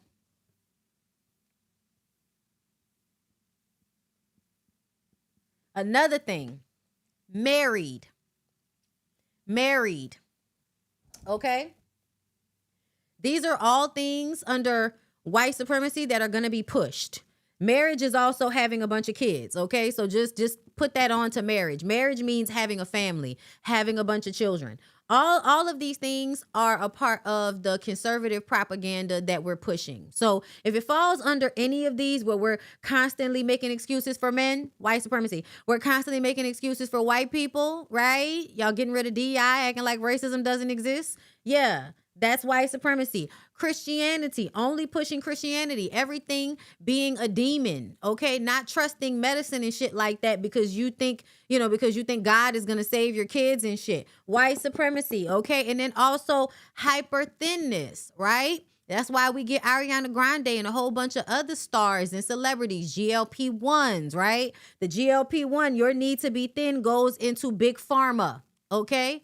Big pharma. That's why it's white supremacy and always leads back to capitalism, because your need to be with or around these things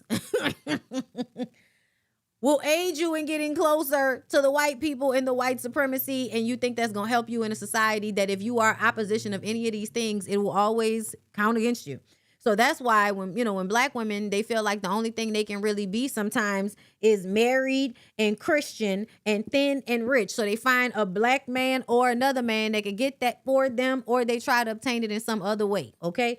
These days, there are other ways to obtain that. But I say all that to say that if you see any of these things, understand if any of these things are being pushed, regardless to how harmful they have been, including marriage and having a whole bunch of children, right? Nara Smith, because everybody keeps acting like they don't understand why Nara Smith would be in a trad wife category, is because you're a Mormon that had 5 kids before the age of 25. That's why. Okay? That's pushing marriage, thinness, being rich, Christianity, and you're married to a white man. White supremacy, conservative propaganda. Everybody being GLP-1 thin,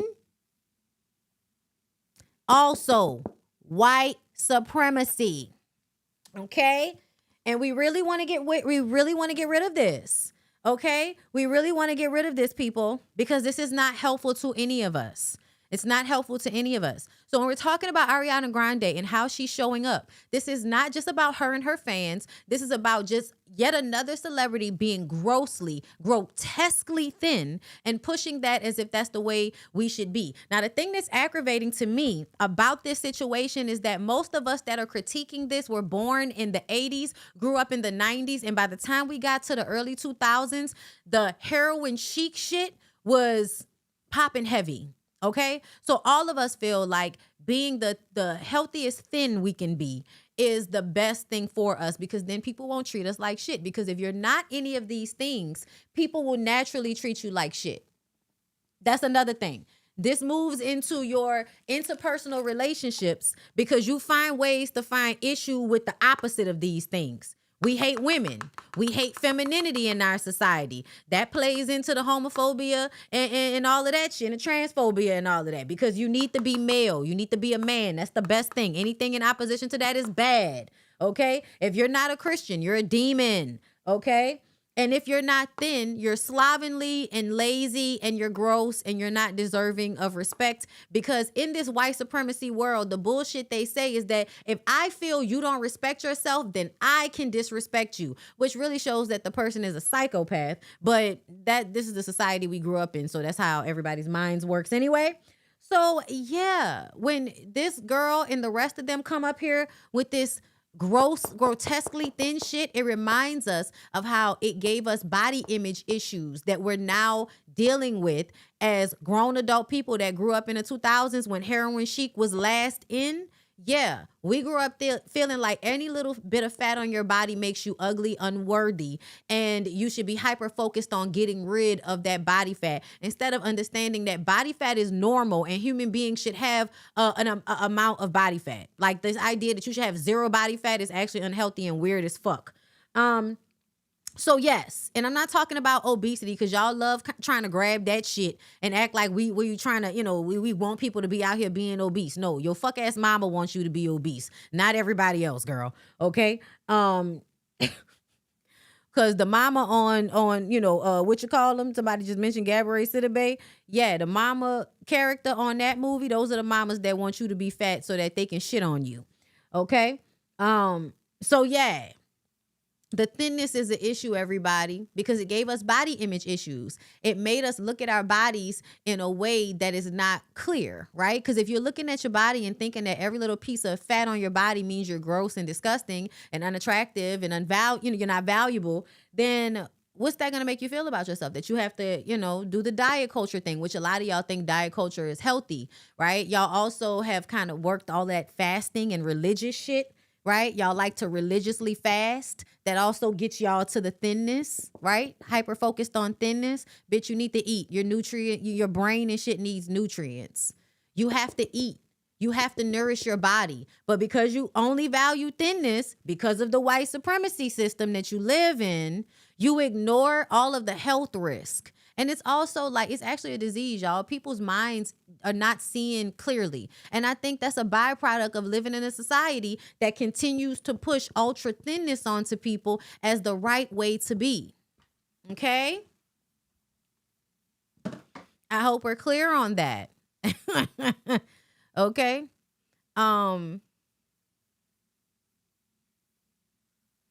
So, yeah. Ariana Grande is planning to step away from the spotlight after wrapping her Eternal Sunshine tour, with her representative citing years of intense public scrutiny as the reason behind the decision. Girl, we saw your skeleton. Y'all, we should never see the skeleton in somebody's chest, especially a woman that's supposed to have a certain level of body fat because women have breasts.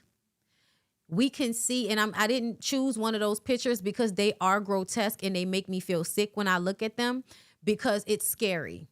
Like, she's smiling because it's from her video. She came out with her new album, Petals, and the video of her smiling, but she has no body fat. You can see the skeleton in her chest.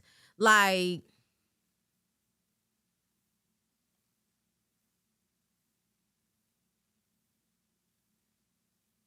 and it's because these are the societal pressures that have been put on this young woman since she entered into the entertainment industry as a child. But she also comes from a rich family, I think, that wanted to make sure that she was able to get into that world. And then there comes the scrutiny of being hyper thin and what it means to be thin. Thin even makes y'all think that a person is cleaner than they are. When I've seen people be trifling no matter what they look like on the outside when you see them out somewhere. You gonna see my collarbones, Bondy. I'm naturally skinny. Girl, shut up. You know that's not what we talking about, okay? Your collarbone protrudes. I'm talking about her chest plate. You know the place in between your titties? Yeah. You could see it. And I'm not going to put it up on the screen because I feel like it's too grotesque. I don't want to look at that. But you could literally see the skeleton of her body. Like girl, it's not right. Kelly Clarkson, LaToya Jackson. And that's why I really don't like the GLP-1 thing. Not because it's not healthy for people that need it when it's prescribed, and, you know, not because there aren't people that could really use that little help to get that extra weight off, especially if it's a problem for their joints and all of that type of stuff. There are always situations where it's fine. But telling everyday people that if you want to just lose that little 10 pounds to get on a fucking GLP-1, and then what comes up after it is all of these very, very thin women.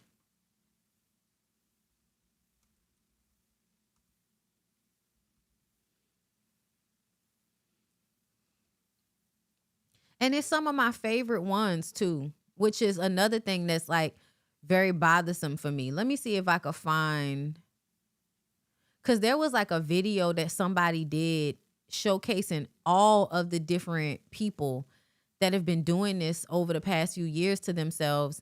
You know, that it's kind of been happening slowly but surely, because y'all know Hollywood gets shit way before we do. Okay. Oh, this is a good example, y'all. Look at this. This is a good example. The 2000s trend, slim but healthy. That's what they said. But here's the difference. But I just want to say that being slim in the 2000s was not that healthy either, because there were a lot of girls that were still having eating disorders and still hyper conscious of their bodies in a way that was not healthy for them in order for them to be as thin as they were. Y'all tore Britney Spears' ass up. When the truth of the matter is, when young women age, they gain weight in their bodies, and that's natural, and that's what's supposed to happen, right? But you teach them that they have to be the same thin that they were at 17 and 18, which is really not normal for a lot of adult women because your body is still growing, okay?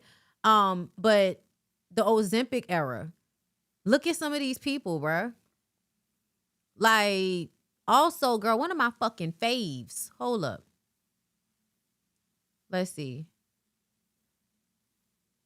Is still going on, and this one's come under a ton of scrutiny. Not only does it look like she's had obvious work done to her face that a lot of people don't like, that have changed her face. She looks way too thin, but last minute, there were stylists scrambling because they wanted to make sure their clients weren't going out looking too thin, and they added things on her shoulders so her shoulders didn't seem too bony. This one people were concerned about because her body is so small that her head looks too big for it and looks like it could fall off. We got Maud Apatow, who is a beautiful girl, but again, looks like she's way too thin on Ozempic, and nobody knows what's going on. You can see the collarbones, the shoulders, her arms look really, really thin. We had Demi Moore, who allegedly had last-minute changes to what she was wearing, and she is now quoted as saying, "I'm never going to show my back ever because of what's happened." These women were already so beautiful, it makes me so sad they don't need to fill their bodies full of poisons or with... Okay. Hold up, because it was some... Margot Robbie looking more thin than she did before. Charlize Theron looking way more thin than she did before. Still not as bad as some of the other women, but for her body type, right? Being tall as she is. Yeah. It's a thing that's going on, y'all. And if you think that it's not going to bleed into the blacks, you know it is. It will bleed into the blacks. Hold up.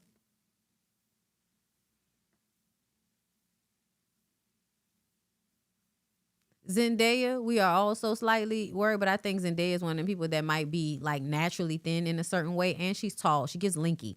As long as she don't start having all of them like lines and strong ridges and shit all over the place, then we know she's okay. But I mean,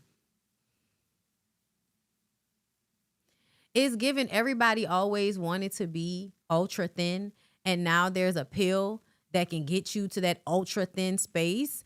And, you know, everybody's happy with it. But I do feel like what it does collectively to everybody is it changes our mindset about what looks healthy and what doesn't. Like, what the fuck is this? Like, it's dangerous, y'all. It's dangerous. And I'm sorry, we should not be this fucking thin. No, we shouldn't.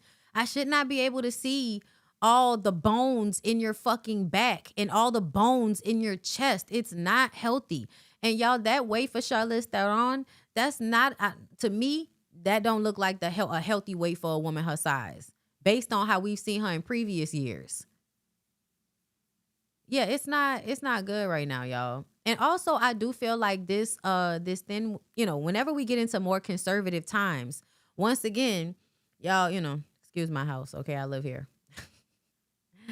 As I said, in times of conservatism, in times of war, in times when people are going through a really hard time, they return to conservatism, right? And they return to conservatism out of fear of whatever, okay? So yeah, y'all, they want to be received well. They think if they do the things, if you're thin, if you're going to be protected. That's what it is. You think you're going to be protected. You think you're going to be treated as if you're valuable. If you are as thin as they want you to be, if you are as light as they want you to be, if you're a good Negro, which means that you're attempting to be closer to some of these things, right? A good Negro is somebody that's trying to get closer to these things. You're not trying to destroy this system. You're trying to become as close to this system as possible in order to survive it. That's how you think you're going to survive it, but it's not. It has to break. Before GLP-1s, it was laxatives and mini gastric sleeves. Definitely the laxatives go back real far. Right, Charlize ain't been nothing but fine until now, with a moment of chunkiness for playing a serial killer, right, when she played that role. And that wasn't even really chunky. That was just them adding that extra neck to her. GLP-1 basically caused people to starve themselves. Really? After they get off of it, I wonder if it causes anorexia. Ooh, good question. They better be careful. It causes muscle loss, bone density loss, and hair loss because they can't keep up with recommended amount of calories.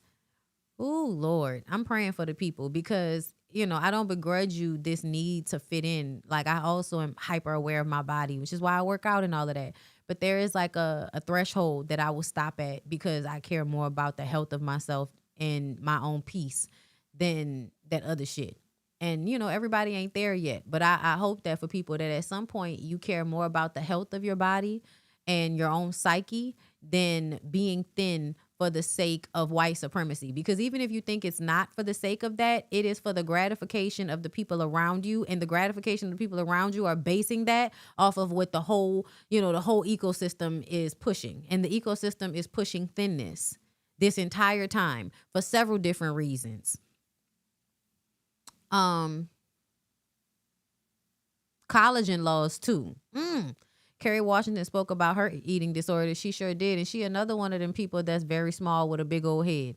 When you are short, I feel like it's easy to get an eating disorder because you often feel like you're not small enough when you're short.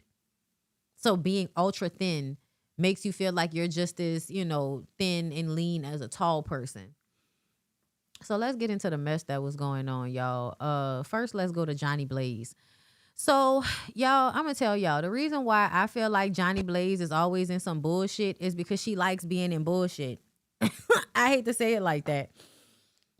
But here's the thing. When people always have shit going on in their life, a lot of times it's because of their mentality. And I've noticed, like, Johnny Blaze is a lot of times always, in the comments on stuff. I've met Johnny. She's super sweet. But she be on the wrong side of a lot of shit. There's a lot of like ignorant mindsets that she has. And I think when people have mindsets like that, they often continue to go through the same cycles with people because they are always inviting the same type of energy in their lives, no matter how much they say they've changed. They can never really fully pull out of the space that they're in or being attracted to the type of people they're attracted to. So they always end up in some similar stupid situation. So, she said her car was tampered with. Johnny Blaze says that she's grateful to be alive. Girl, I'm not. What I told y'all.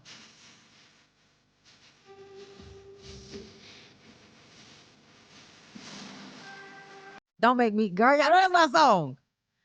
I never. But yeah, so let me read what it says.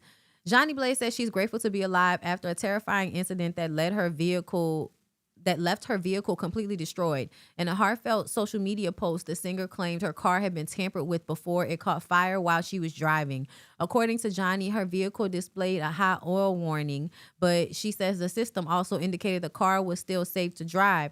Instead of continuing, she decided to pull over after noticing smoke coming from the air conditioning vents. My God. She says moments later, a spark shot through the AC and narrowly missed her face, before landing on the seat. Smoke quickly filled the vehicle, prompting her to grab only her phone and move a safe distance away because she feared the car could explode. She says that shortly after she walked away, the vehicle erupted into flames. She went on to say the fire was so severe that her car melted into the ground. Yeah, that's what it looked like.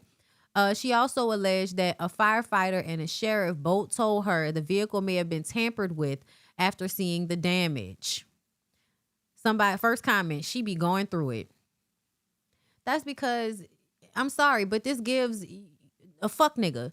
This gives crazy nigga. Like that. No, they're not saying Tamar did it. They say she sounds like Tamar. No, I'm glad she's okay too. Like I said, I think Johnny is a very sweet person, but I do feel like, I don't know what it is about people where it's just like the things that should ward them off from certain personalities and certain types of people, like they've been through all of this like very fucked up shit, so they should have a level of discernment that's like, you know, keep crazy motherfuckers away from me, but they enjoy those interactions to some degree, so they never fully, you know, move away from it, right? And so it always ends up happening where they get in these situations with crazy motherfuckers because they like being around crazy motherfuckers. Walmart did me like that, got an oil change. They forgot to put the oil cap back on and my car caught on fire, leaving from getting an oil change. It blew the motor and caught the engine on fire. That sounded like an accident. She said them people said somebody was tampering with her shit. This happened to me before. It was an electrical fire. Me and my then 2-year-old daughter was in a car and it burned out my brakes and I couldn't brake or stop the car. Girl, what the fuck?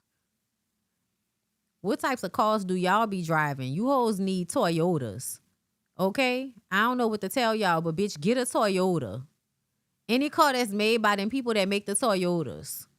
Because a Toyota will not do this to you. So much better. Okay, so we just still playing music. That's crazy.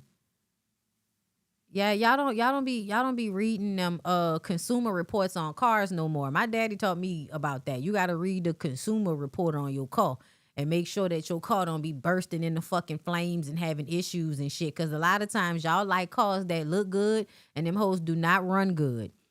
Like BMWs and shit. I remember BMWs used to be one of the most breaking down ass fucking cars ever and inexpensive to replace the parts and all of that. Not the spirit of Rich Dollars did it. Y'all are hilarious. Child, I just saw Rich Dollars doing the Netflix special documentary shit talking about who's the head of the creep squad. Nigga, you not dead yet. And what I mean by that is you too fucking old to be talking to us about being the head of a creep squad. You are 60 years old. 60. He probably like 50 something, but I'm gonna call the nigga 60. You've been around the world. Living close to Diddy is living double your years, nigga. I used to love me a Mitsubishi. I wanted that yellow Mitsubishi back in the day. They stopped making that hoe though. Anyway, yeah, y'all, the comments. People don't usually tamper with what's under the hood of a car because to do so, you'd have to have access to the inside of the car. So I'm not sure how the car caught fire from the front unless she didn't have enough oil in her car or something. And that is also a possibility. Y'all blaming this woman for her own car blowing up. Like, who the fuck does that? Like, huh? What the fuck is wrong with y'all? Child, you must not know how many shenanigans that Johnny Blaze has been a part of. I don't think that, like, I believe her. I believe what she's saying, but I also believe that why would somebody do that to you, Johnny? Because you always hanging around them weird ass niggas. You always around some weird motherfuckers. Somebody said, I swear, it's always something with her.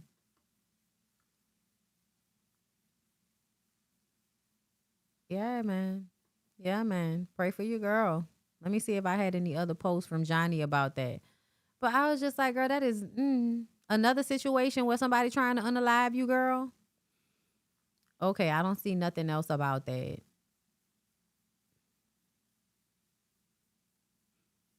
I think that was it. Yeah, okay. Let's move on to the last thing, which is Sidney Starr. I hate stories like this. Y'all make me so upset. Because y'all always be looking for reasons to be transphobic to the girls, right? Y'all be looking for reasons to be transphobic. And a lot of times, like, homophobic and transphobic people love to act like gay people are the ones that are always, like, assaulting and fucking with somebody's children. But nobody does that more than straight people. But I just want to say that this does not surprise me because Sidney Starr is one of the thirstiest slow bitches that I've ever seen in my life. When you actually watch Sidney Starr over these years, you understand how fucked up she is in the head, how much she wants attention, how insecure and problematic and humbuggish she can be. She one of them people that like to throw a rock and hide her hand. She's somebody that likes to instigate fights. She can't fight. She can't fight. So when this story first came out, the image that came into my mind was, and I told this to the girls before we had the details about it, I was like, this feel like when the Claremont twins got caught having a subscription to that website where they was, you know, taking part in doing stuff with animals. Okay? They was doing stuff with animals, and the Claremont twins, remember they was with that John, and the John died and they took his credit card. And one of the things they charged to his credit card was the subscription to a website where I think men paid women to do shit with animals, you know, on some nasty shit. Because when you prostitute yourself to a certain degree, you start to prostitute yourself in niche areas because they pay a lot of money. But it's some of the most deplorable, fucked up things that you can do. And once you start doing shit like that, you probably are either already a psychopath or you're going to do so much damage to your psyche, eventually you'll be on drugs. Either way, when I first saw this, that's what I thought about. When I first saw this, that's what I thought about. I thought about somebody that is so desperate and thirsty that they would be paid to do something with a child, okay? Now, what it actually came out is that, no, bitch, you went across the street to the kids and tried to grab one of them or something. Let me read. The Love and Hip Hop alum is being held in the Fulton County Jail's Vulnerable Population Unit, a section reserved for LGBTQ inmates, according to TMZ Good. A Fulton County Sheriff's Office rep shared with the outlet that Sidney was placed in the unit because she identified as someone who engages in a particular lifestyle.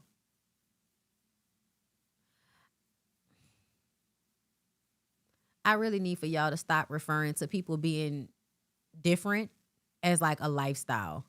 Like, to me, if you're not talking about prostitution, please don't say lifestyle. I just don't like that. During intake, not because of her charges, and that she faces no extra restrictions or security concerns despite accused child predators typically being targeted by other inmates. She's housed in a dormitory with standard privileges, including 3 meals a day, recreation, phone access, and showers. In case you missed it, Sidney was arrested Sunday over alleged incident involving a juvenile at the Embassy Suites in Hateville, Georgia, and was booked on charges including sexual battery against a child under 16, aggravated sexual molestation, and sodomy. Sidney has denied the claim, saying in a release statement that the allegation should not be mistaken for fact and public opinion should never replace due process. That's absolutely true. But we still think you did it. Now, I don't have a jail to put you in, and I want people to do their due diligence, but I'm willing to believe that you did it. Child, calling being trans a lifestyle is crazy. Okay? Let me see what the other post was about this situation. It's such a sick fucking situation.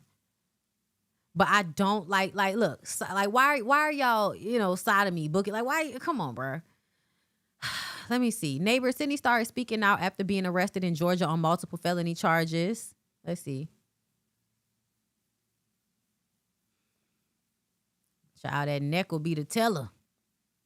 Let me see.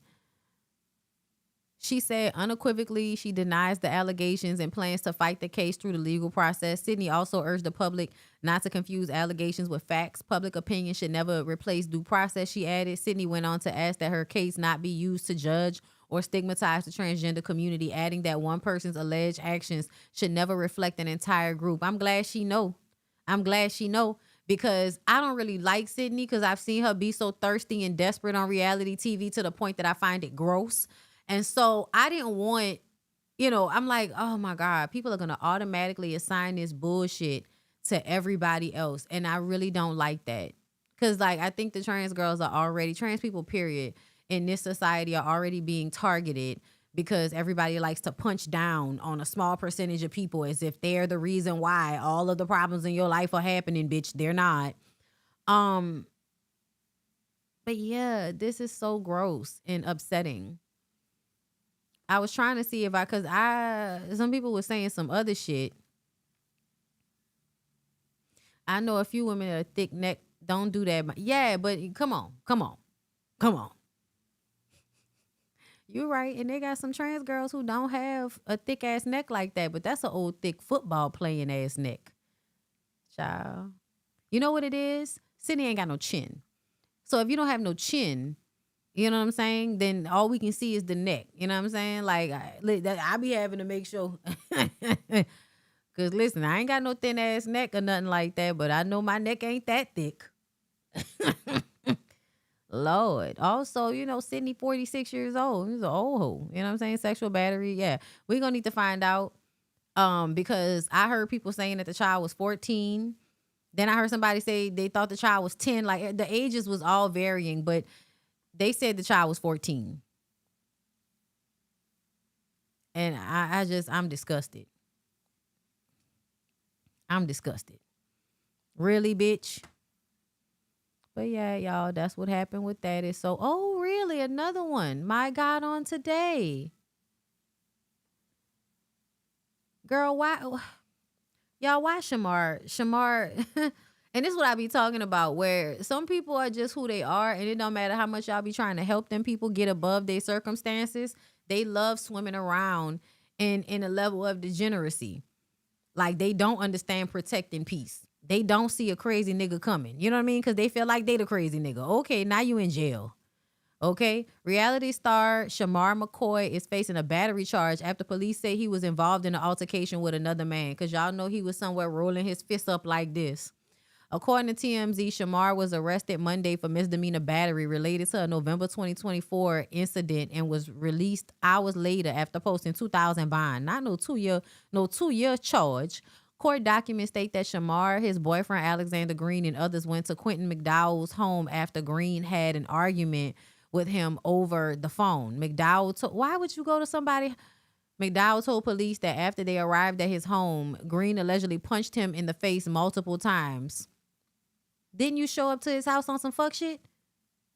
That's what it sounds. Court documents state that Shamar, his boyfriend Alexander Green, and others went to Quentin McDowell's house after Green had an argument with him over the phone. McDowell told police that after they arrived at his home, Green allegedly punched him in the face multiple times, threw him to the ground, and kicked him. So you and your boyfriend went to jump somebody at the house. Another witness claims Shamar kicked McDowell in the head before the group left the scene. Oh, so you just got your little last lick in on your boyfriend going to somebody's house and beating them up. And see, this is what I be talking about, because your motherfucking spine not even in alignment, and you somewhere playing a part and kicking somebody else in the head with your boyfriend. Like, niggas be putting themselves in harm's way sometimes because they think they so big and fucking bad, just delusional. Like, what the fuck is really hood, y'all? Okay, let me see.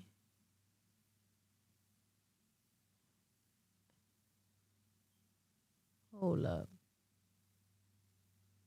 I was trying to see if there was anything else that came out that I wanted to get into with y'all.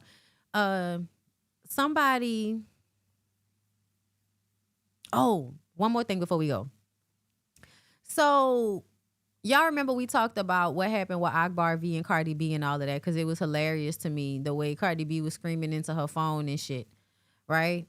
Young T went off on Akbar V on behalf of Cardi B. Cardi B collects content creators like Infinity Stones. And it's because she's likable and people want to like her and they want her to like them. So it's this thing where you feel like you got to jump online to defend so that you can get clout from the situation, but really so that the celebrity will know you on their side. Okay? And, that's cool and everything. Y'all know I'm somebody that if I feel the way, I'm going to get up here and say how I feel. If I feel like I need to defend Shamia to some extent because y'all doing too much, or I need to, whatever. If it's how I feel, then that's what I'm going to say. But it's not to get the attention of anybody, because you think that after I agree with you, that now every time I say some shit, it's going to have to be something that you agree with, and there's a pressure. I'm not doing that shit. So this type of shit is already low-key lame to me, even to be on live cursing each other out like this. But they get on live and do all of this messy talk shit. That's another thing. Somebody wanted me to talk about the shit going on Messy Talk with the girl outing her mama for how she dealt with her molested girl. Rabbit hole my life. Talking about he wanted to be a girl when he was young. Bitch, what? A girl? Bitch, you ain't got no neck. You too short and wide to be a motherfucking girl. You'll never be a motherfucking girl. You ugly, fat, wide back bitch. You supposed to been a linebacker for the NFL, fat, funky bitch. Okay, I was just talking about this today about how I try not to, like, if I get into an argument with somebody, I'm not going to go to the transphobic joke. I'm not going to go to the home. You know what I mean? Like, I'm just not going to go for that low-hanging fruit.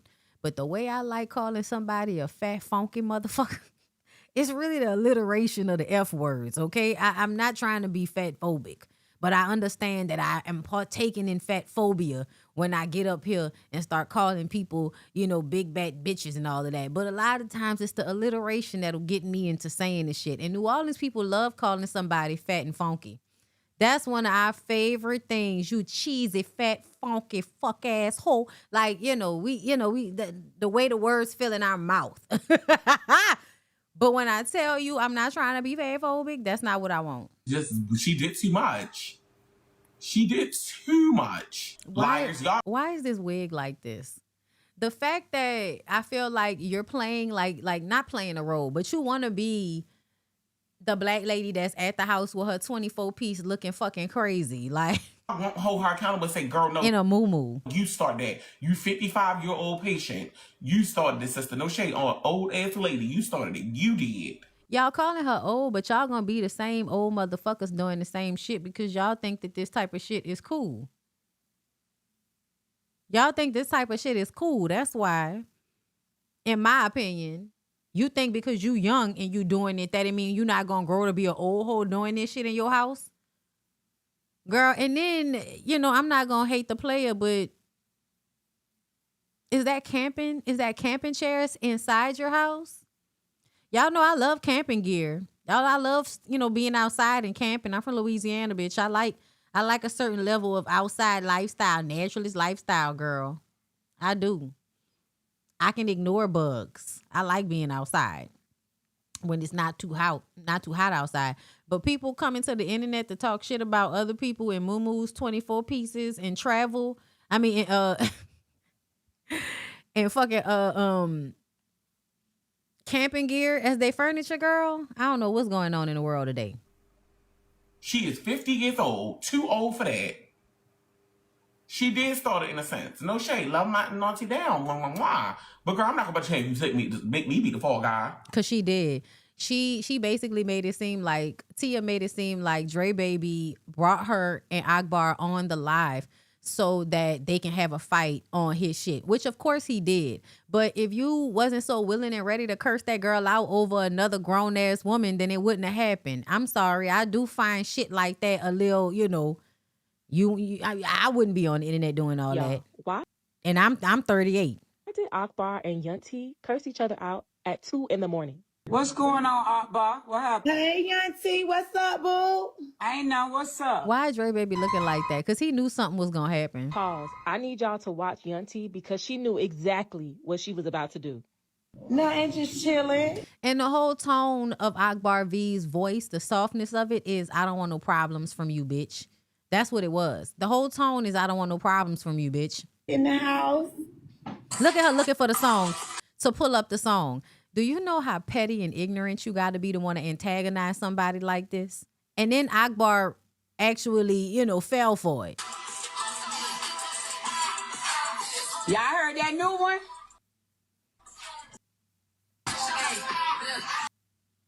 I was listening to that shit in the car the other day. It go. This motherfucking song for you, ho.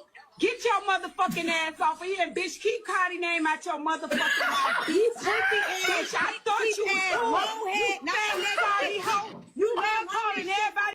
To me, I ain't gonna lie, y'all. Like, Akbar be taking shit too far, as I said. But I'm not mad at Akbar for cursing her out. I just wish Akbar would have been able to keep her cool a little bit more because she made a fool of you, right? But you also look like a fool coming to the internet to cap for another grown-ass woman in such a way. When Cardi was like, that song is not about her. Cardi said that song is not about her. If I was going to write a song about that hoe, she would know it was about her. That song not even about her. That's what Cardi said. So the fact that you even did that shit, I just feel like that's some lame hoe shit. But, you know, I'm also somebody that feel like, you know, a lot of shit be lame hoe shit to me. So don't take my advice on it. Get to your pussy ass. Own ass, bitch. You own ass nigga. Want your Get ass. your bad body ass the fuck up out of here. Bad body ass. Get your raggedy ass out of here. Mary had another land with me. Ugly ass baby daddy ass. You playing with hoe? Y'all, why did He definitely created the moment. He was asking them, but he knew they had issues with each other. Bad body non-rapping ass the fuck up out of here. Ho, that's why I lady. I need y'all to pay attention to everybody's reaction.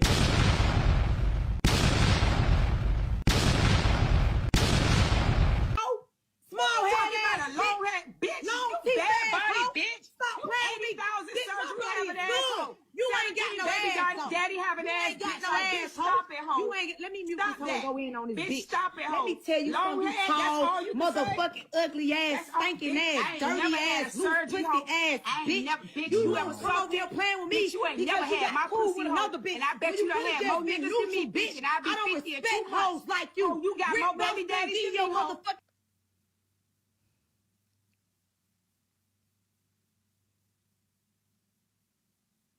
I don't know, but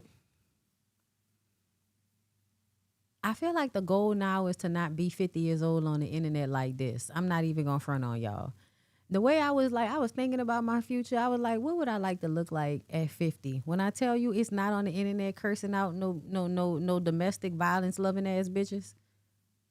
I'm gonna get up here and pop my shit, y'all. I love what I do. When I tell y'all this type of carrying on and raising your fucking pressure in your own house, it works though. It works. Meaning that people be popping after this type of foolishness. Y'all don't understand, bro. Y'all probably never will. I love God so much. It is a friend.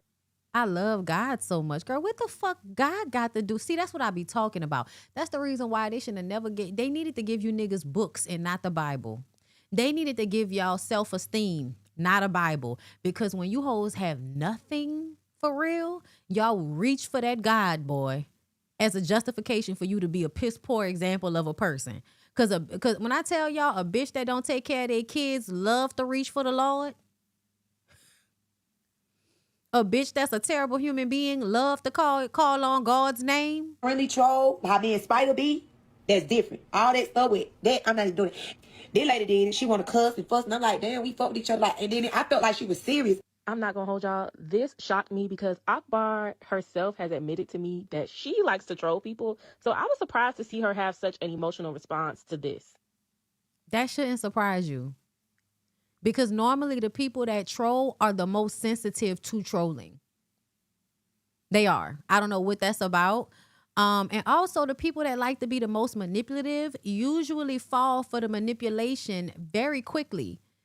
The people that are the most manipulative, a lot of the times, are easy to fall for somebody else's manipulation. I've also noticed that people that like to bully are oftentimes being humiliated in other spaces and allowing it to happen. It's not about them actually, I care about me. You ain't gonna play with me like that, child, until it's somebody that you gonna let play with you like that. Has Megan Thee Stallion ever done anything personally? No, I be trolling Megan. I'm being ripped. You see, I'm just keeping it G. Okay. Megan, I did a bitch ass thing to me. I just troll Meg. The reason why I be going there, Glorilla, I be just trolling her. I ain't got no problem, goddamn Glorilla. Like, it ain't even enough female rappers out here for you to be beefing any fucking way. I think Young T might have won this round, but I don't know. What do y'all? I mean, I feel like nobody really wins. Nobody really wins because this shit is stupid. Like, I'm keeping it a buck. Like, that shit was fucking stupid. You going off, bucking on behalf of Cardi, all for Cardi to come out and say the song wasn't even about Akbar. Now Akbar, a bitch that like to troll all the time on the internet crying, wanting somebody to feel sorry for her. Everybody need to get the fuck out my face. But that's all I got for y'all today. I hope y'all enjoyed the show. I love y'all. I appreciate y'all. Thank y'all for showing up in the super chats today. Thank y'all so much. I'm about to read some of these super chats. Let me see. Very Happy Mondays. Kickstand. That's his alias. Hilarious. Thank you. Very Happy Mondays. Hey, Travilla girl. Thank you for the super chat. Todd is bird calling to the birds who low-key want to be in proximity to Kandi. Ooh, and you know that's what it feels like. Juicy MO, thank you for the super chat. Just in case you didn't see this in the chat, Bondy, did you see the TikTok video of the man violating a stingray? I absolutely did. Unfortunately, I did see that. Maya, thank you for the super chat, love. F them. That's why I like a dive bar. Vans for me. Okay, listen. I'm a bar lounge girl. I don't know who you talking to, bitch. Y'all sound like niggas that don't want coochie. That's what that sound like. A whole bunch of niggas that got high expectations of a woman because they don't really want to fuck one. Very Happy Mondays. Thank you for another one. PSA, ladies, if you don't want weirdos bothering you, you can weaponize your kitten heels or your sky highs. Empowerment. Okay? Stab them in the eye. Kavon, thank you for the super chat. Like, girl, are we scrutinizing you or are we worried? Y'all know we fucking worried, but they'll take it as scrutiny, and I really don't give a fuck because this is not about you, bitch. You look crazy out here in these streets, just like the rest of them hoes look crazy out in these streets. And because the natural inclination, because we live in what? White supremacy, right? Because you are willing to look unhealthy in order to be thin. No, we're going to speak out about that because the whole of our society is being plagued with the need to stay thin. They hate their bodies. They hyper-judge themselves. They put things inside their body that aren't healthy for them. They do all kind of shit. They don't eat. They throw up the food that they eat because they want to be thin. We need to exercise this demon. We need to exercise this demon, goddammit. Brandon, thank you for hitting up the tip jar, love. I appreciate y'all. Thank y'all so much for showing love with the super chats today. Thank you to everybody that sent cash apps. I love y'all. I hope y'all have a good rest of y'all day. And I'm about to go eat. Peace out, y'all.